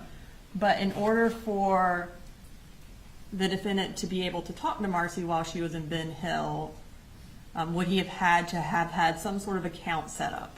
Yes, I think through Ben Hill it was called JPay. Okay. Do they? I'm going to object. I believe this to be outside the scope of the cross-examination. It goes directly to the Nicholas Cruz text messages.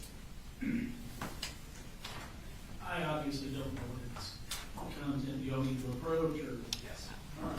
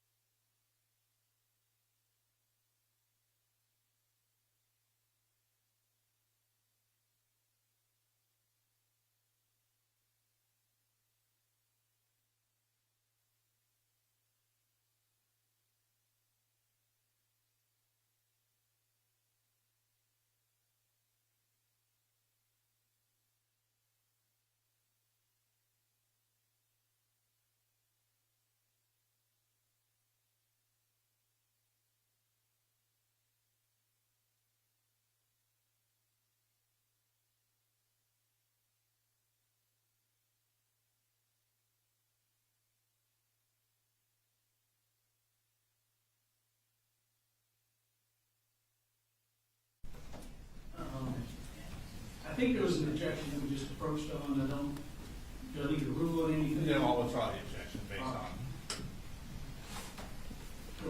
Yes, and I'm just going to show Ms. Gilliland to refresh her recollection about what platform Ben Hill uses.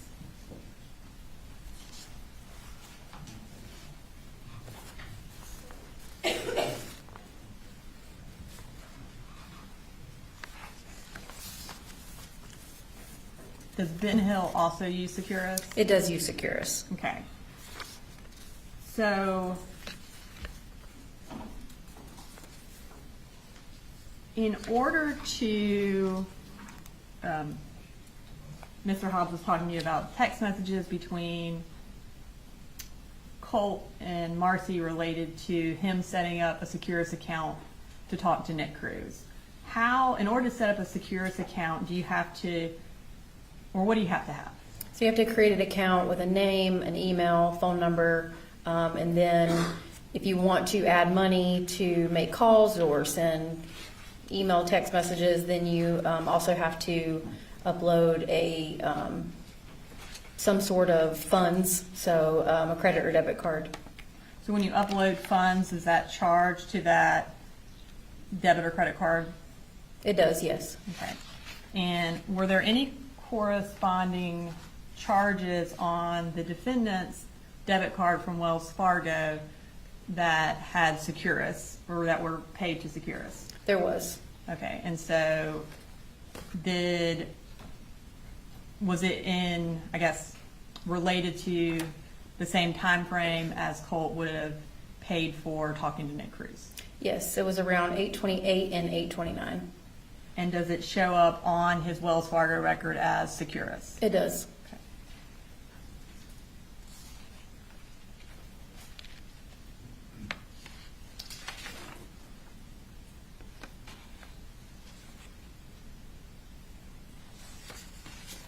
Okay,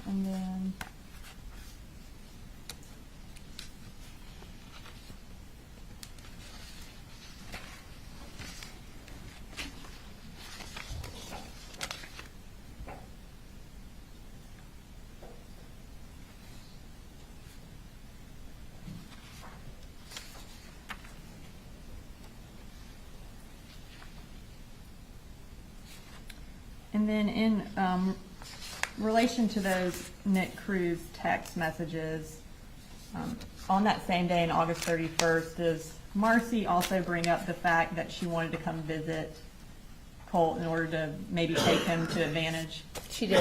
Okay, and was that after, kind of in the same time frame, but after the text message Mr. Hobbs brought up? It was, yes. All right, thank you. Nothing further. Just briefly, in those text messages between Marcy and Colt regarding this Securus account, doesn't Colt indicate that he lied about his age in order to create the account? He did. And didn't he acknowledge the fact that he deceived his father to get money to buy a video game, which he instead used for Securus? Yeah, he did. Thank you. Should come down? State has no further questions. Thank you.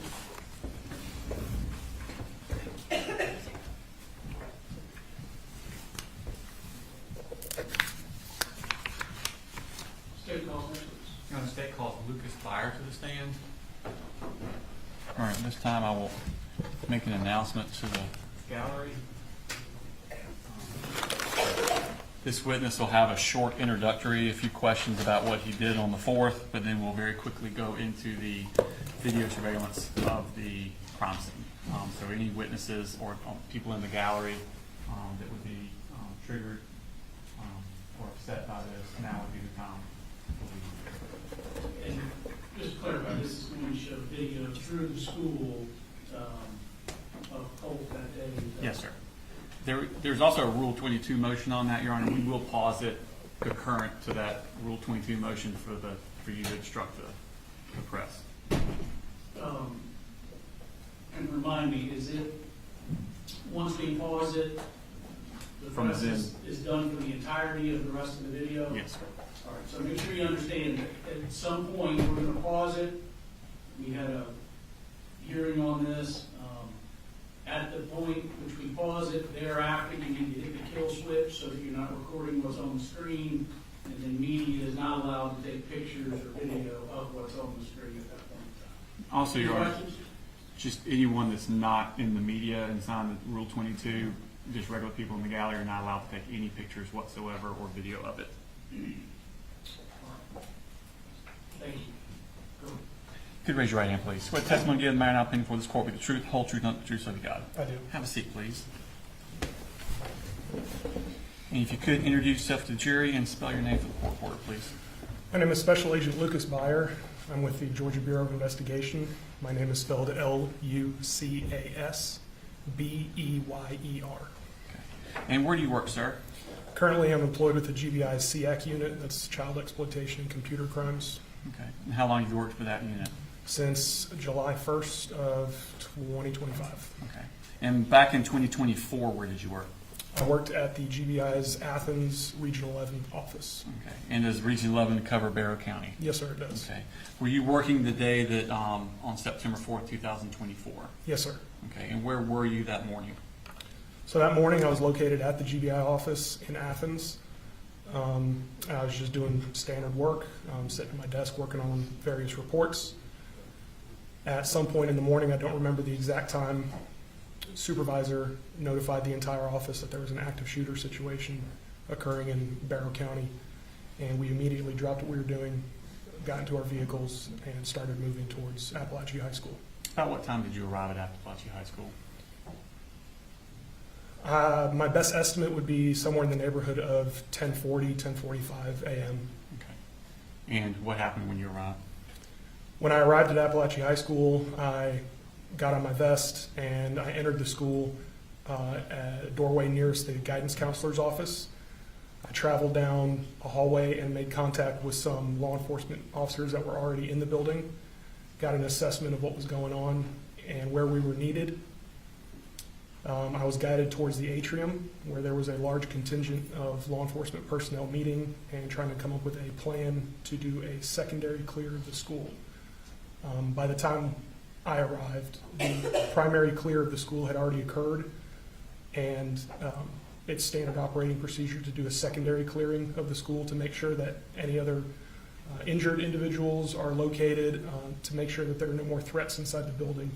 So I joined up with a team of Georgia State Patrol, Barrow County Sheriff's Office, myself, and some other various law enforcement that were on scene, and we conducted a secondary clear of our assigned sector. Okay. A brief synopsis, what else did you do that day? During the clear, or during the secondary clear, the team that I was assigned to, we happened to be assigned to do a secondary clear, what ultimately turned into the crime scene. So once the clear was concluded, I started communicating with my crime scene specialist, Special Agent Daniela Stewart, started providing her an assessment of what the scene looked like. Told her to bring as much equipment as she could. And I started conducting various investigative acts that I thought would be necessary, including locating and collecting surveillance video. Okay, I was going to ask you about that. Did you at some point collect all the surveillance video pertinent to that area of the school? Yes, sir. Okay. And over the next few days and weeks, did you watch all of that school surveillance video? Yes, sir, I did. Okay. And describe to me the system in general of how it worked with the surveillance system. The surveillance system was centralized within the school. When I initially requested the surveillance video, I made contact with a school resource officer at the school, and he started the process of identifying videos and isolating them for download. It actually took quite a while to download the video, so I didn't end up picking it up physically until the following day. But the system was centralized in the school. All the cameras were coordinated. They were all on the same timestamp. Each classroom had an individual camera in it that was located in the top center of the ceiling. It had a fisheye lens, so it could catch a 360-degree view despite being a single camera. There were also surveillance cameras positioned throughout the hallways, also mounted on the ceilings. All these cameras operated on the same timestamp. The surveillance cameras in the hallway provided a slightly different angle. They weren't fisheyed like the classroom cameras were, but they still coordinated at the same time. When you're reviewing these videos, can you pick and choose, or is it you're watching this hallway camera throughout the entire time, and then you're watching this television or this classroom camera all the way through? While I was watching the video, it was individual camera feeds exclusively. Okay. And were you able to piece together a timeline of following Colt from when he got on the bus until all the way through the shooting? Yes, sir, I was. Okay. I want to pull up a map of the school. And there should be a pointer up there still for the last witness. Yeah. And so it's, if you use the one behind you and show us from the video, I want you to walk us through Colt's path from when he got off the bus at the school through the shooting.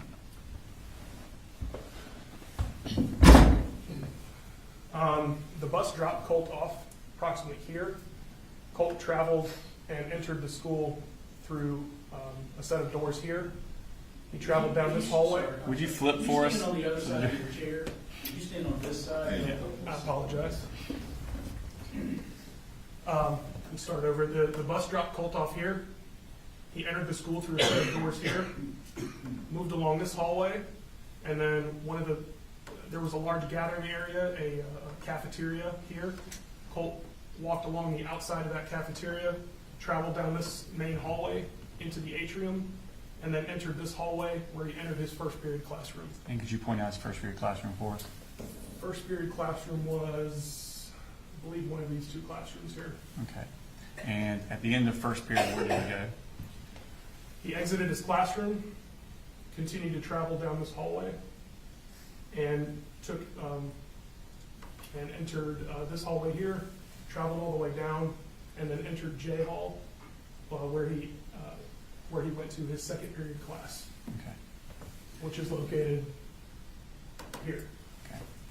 And for the shooting, where did he? When he left his second period class, where did he go? He exited second period, traveled back down this hallway, and entered the bathrooms that are located here. Okay. He remained in the bathrooms for an extended period of time, ultimately exited the bathroom, and traveled back to his second period classroom, where he attempted to gain access to that classroom. And did he gain access to the classroom? No, sir, he did not. What did he do at that point? He moved to the immediate neighboring classroom. The door was open in that classroom, and he entered that classroom and proceeded to shoot. How far into the classroom did he enter? No more than 3 or 4 steps, sir. Okay. And how many shots did it appear in the video? How long was he in the room shooting? He was in the room for 10 to 12 seconds, if memory serves correctly. It was difficult to tell based off the video and the video quality how many shots he took, but it was several shots that he took inside that classroom. Okay. And when you left that classroom, where did he go? When he left the classroom, he went back down J Hall, traveling back towards the restroom. When he was approximately here in the hallway, he fired some more and ultimately struck teacher Christina Ermy. I'll stop you there. We got a more close up. That here, it's probably easier for you. Make sure you're having a stretch there. Thank you.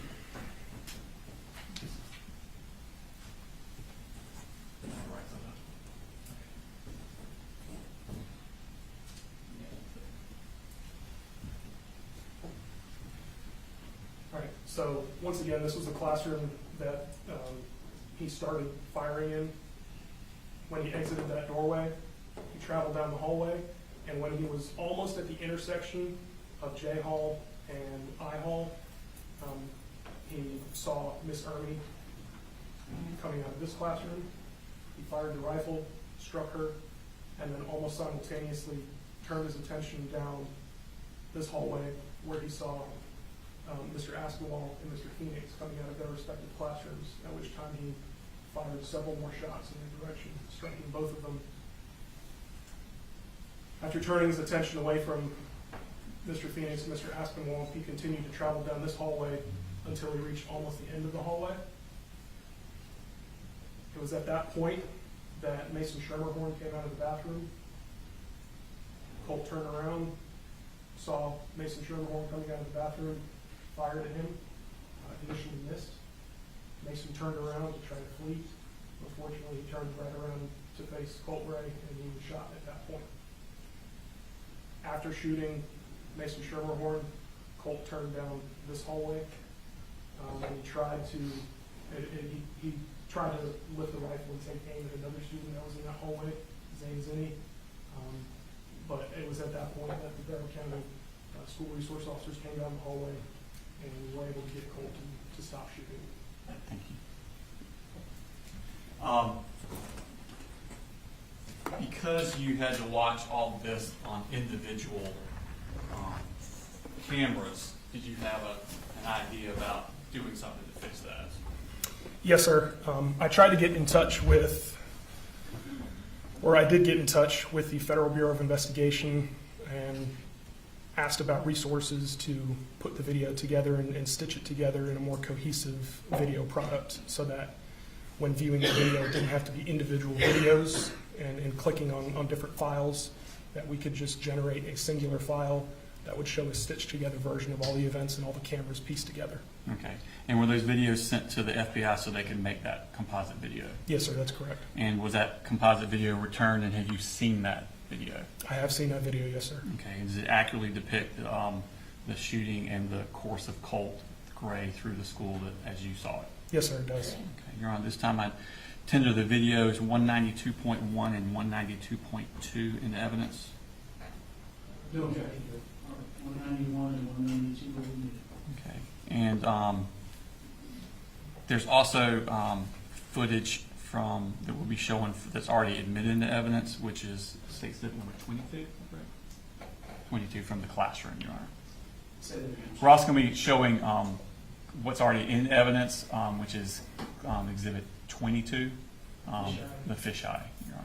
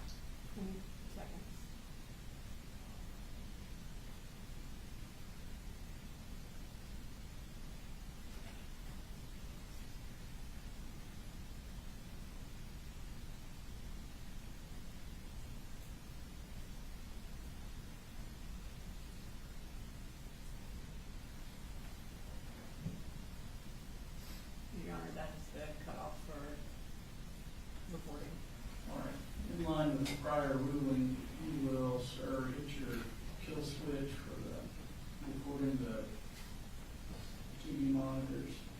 Of course, no one in the media or otherwise is to record or photograph the TV monitor.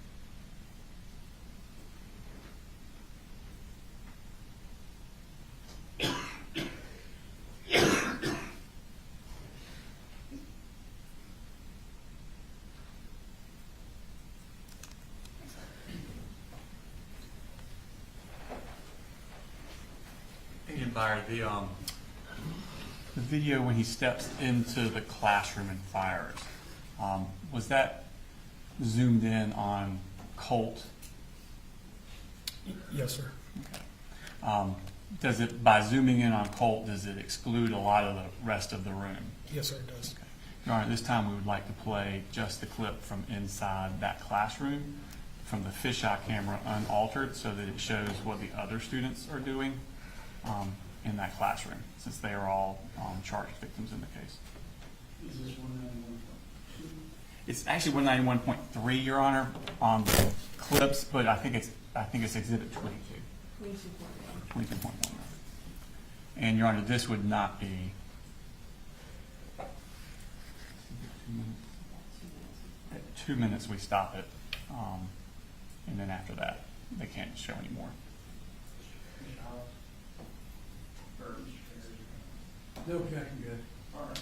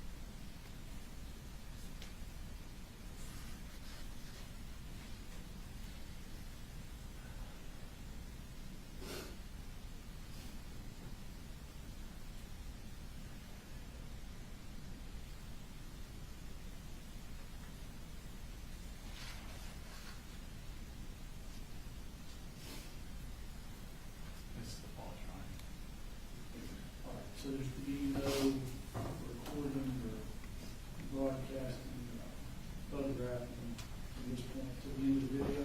Yes, sir.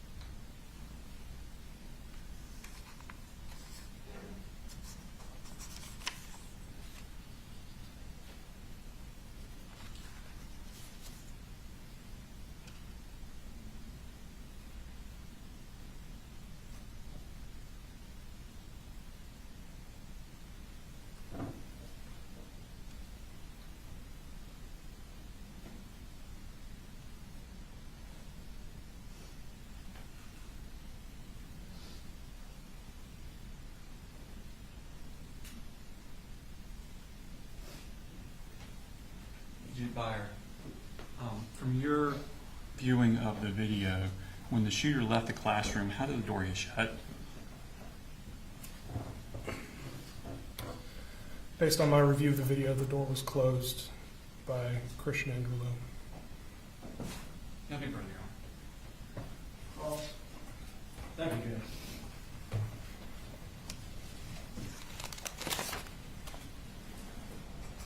Good afternoon, Agent. Afternoon, sir. You had a pretty big presence there at the school, I'm sure, by the GBI. Did you have a number of people from your unit there in Athens? Yes, sir. How many people from Athens came, if you remember? Everybody that was assigned to our office, both of our supervisors, every field agent that was working that day, even those that may not have been working at the office, came at some point in the day. And a number of your colleagues from Atlanta also showed up, correct? Yes, sir. Okay. Do you know whether there were any agents there that were doing, say, the investigation of what was at the home of Mr. Gray? There was an investigation ongoing at the Gray home. I'm not personally familiar with it. I never went there and never laid eyes on it, sir. Okay. That was not something you had anything to do with? No, sir. And did anyone share any of that information with you? In other words, any of the items that were found at the home? There were small details coming in throughout the day, throughout the next several days. There were some photographs that were shared. Specifically, I can't recall exactly what all was shared at that time. There was a lot going on in those days. Okay. And you don't recall who the particular agent from GBI would have gone to the home to do an analysis of what was found at the home? No, sir, I did not know. And looking at the video, we see at 8:02, Colt Gray texting someone. Yes, sir. Did anyone indicate to you who that might be that he was texting at 8:02? No, sir. You didn't collect his phone, correct? Not personally, no, sir. I transported it at some point to the Barrow County Sheriff's Office for extraction, but I did not personally collect it. All right. We noticed also in the video that the resource officers go to the bathroom and they pull out Colton Gray, another Gray with similar name. Yes, sir. Were they in the same bathroom as Colt Gray? Yes, sir. So Colt Gray and Colton Gray were both in the same bathroom at the same time? That is correct. Okay. Do you know why nobody got the right Colton Gray out of the bathroom? Not personally, no. To the best of my knowledge, based on interviews that I did with Ms. D. Martin, the assistant principal, there was confusion in regards to the name, and there was also confusion in regards to Colt Gray himself, because he had not been at the school for an extended period of time, and he was lesser known than Colton Gray was. Okay, so nobody gave anybody a description of who this person or what this person may look like? That I don't know, sir. And was there anything else done in relation to this case by you other than dealing with these videotapes? Yes, sir. I conducted a number of interviews, mostly of teachers and administrative staff at the school. I did not interview any of the students or children that attended the school. Several interviews and video review were primarily the bulk of what I contributed to the investigation. Okay. Did you do, or anyone with your unit talk to any of the students that were in the same classroom that he was? There were a number of student interviews conducted by GBI agents. I did not participate in those, sir. Okay. And no one, to your knowledge, indicated that they had seen this gun sticking out of the cardboard piece that it was in? No, sir. Nobody, based on the staff members and teachers that I interviewed, nobody told me specifically that they saw the gun. There was a mere suspicion that there was an unusual object in the bag, but nobody was able to identify it as a rifle. All right. Thank you for your work, Agent. Yes, sir. You agree, Rick? No. All right, thank you, sir. Very good. State, have any additional witnesses? Your Honor, no additional witnesses, subject to going through with the court reporter to make sure all our evidence has been duly admitted on state arrest. All right. So, ladies and gentlemen, the state has requested, I need to discuss some scheduling issues with the attorneys. Go to the jury room, we're done for the day. Go to the jury room, but wait for instructions regarding scheduling, okay?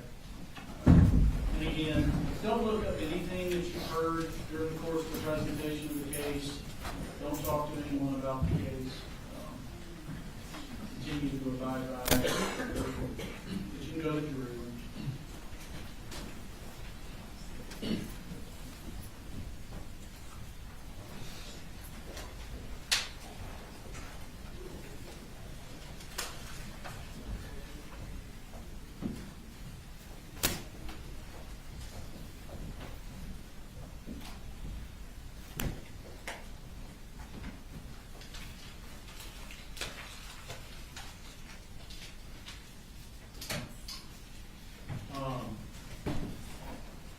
All right, tomorrow.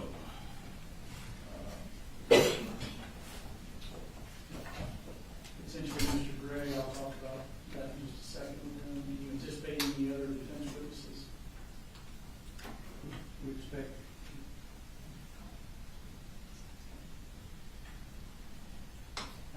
Judge, we don't expect any other witnesses other than Mr. Gray.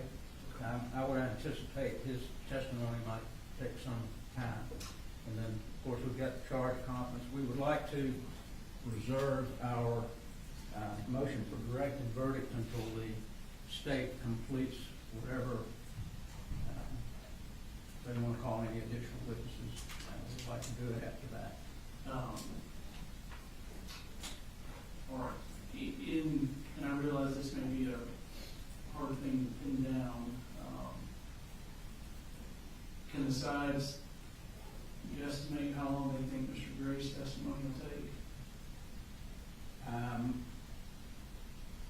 don't know how long Brad's cross will be. I think ours probably will be an hour and a half or so, 2 hours maybe. Probably about the same, So it's feasible that we're essentially a half day tomorrow, and having a charge conference tomorrow afternoon. I'm just trying to decide whether or not to tell the jury, y'all may have a half day tomorrow. I don't know if I tell them that. You might be better to surprise them with it. Yeah, I know that a couple of them from a work standpoint said if we knew we were gonna have a half day, give them a heads up so that they could do something. I don't think it will be a half day. Okay. I think it will be a shorter day. All right.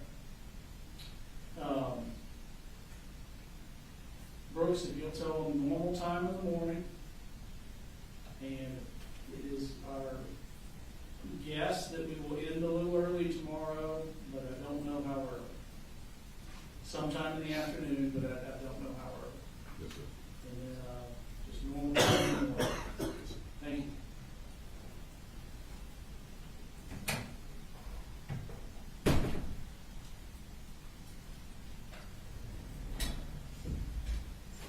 Hey, Brooks, but it's not a promise.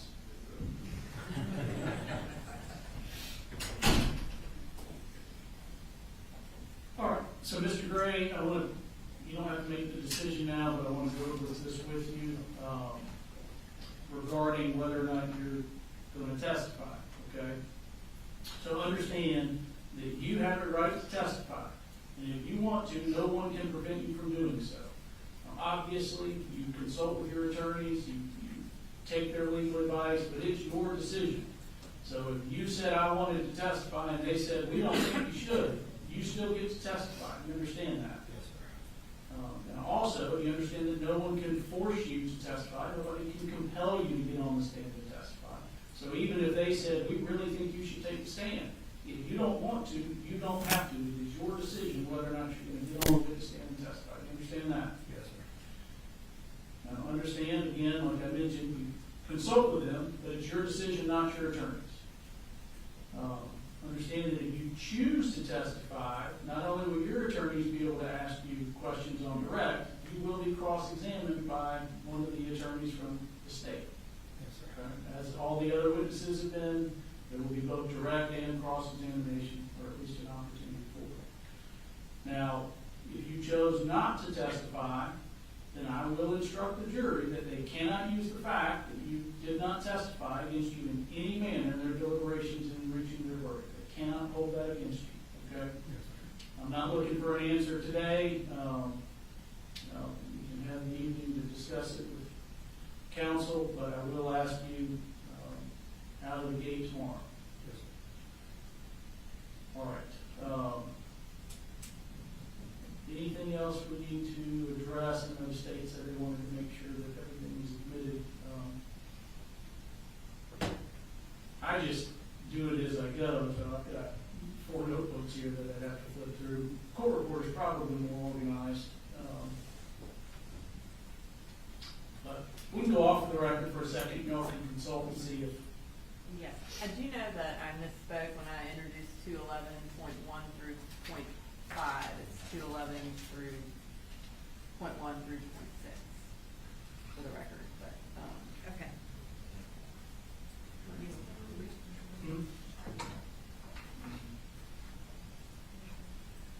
You all are still working on, have you submitted, have they given you some of the charge? Yeah. But you still have a couple that you're, We're gonna talk this evening, there may be one more. okay. So in the ideal world here, all the evidence will close tomorrow and we'll have our charge conference. So we will come in Monday morning with closing. In the event we don't get to the charge conference or don't finish the charge conference tomorrow, we'll still do closing arguments Monday whenever we finish the charge conference. But we will go ahead and adjourn for the day, and the state can double check if everything's been admitted or not. Unless there's something else we need to take up. I don't think so, Judge. And I'll do the directed verdict as soon as we, all the other. All right. Thank you. See you at 9. Thank you.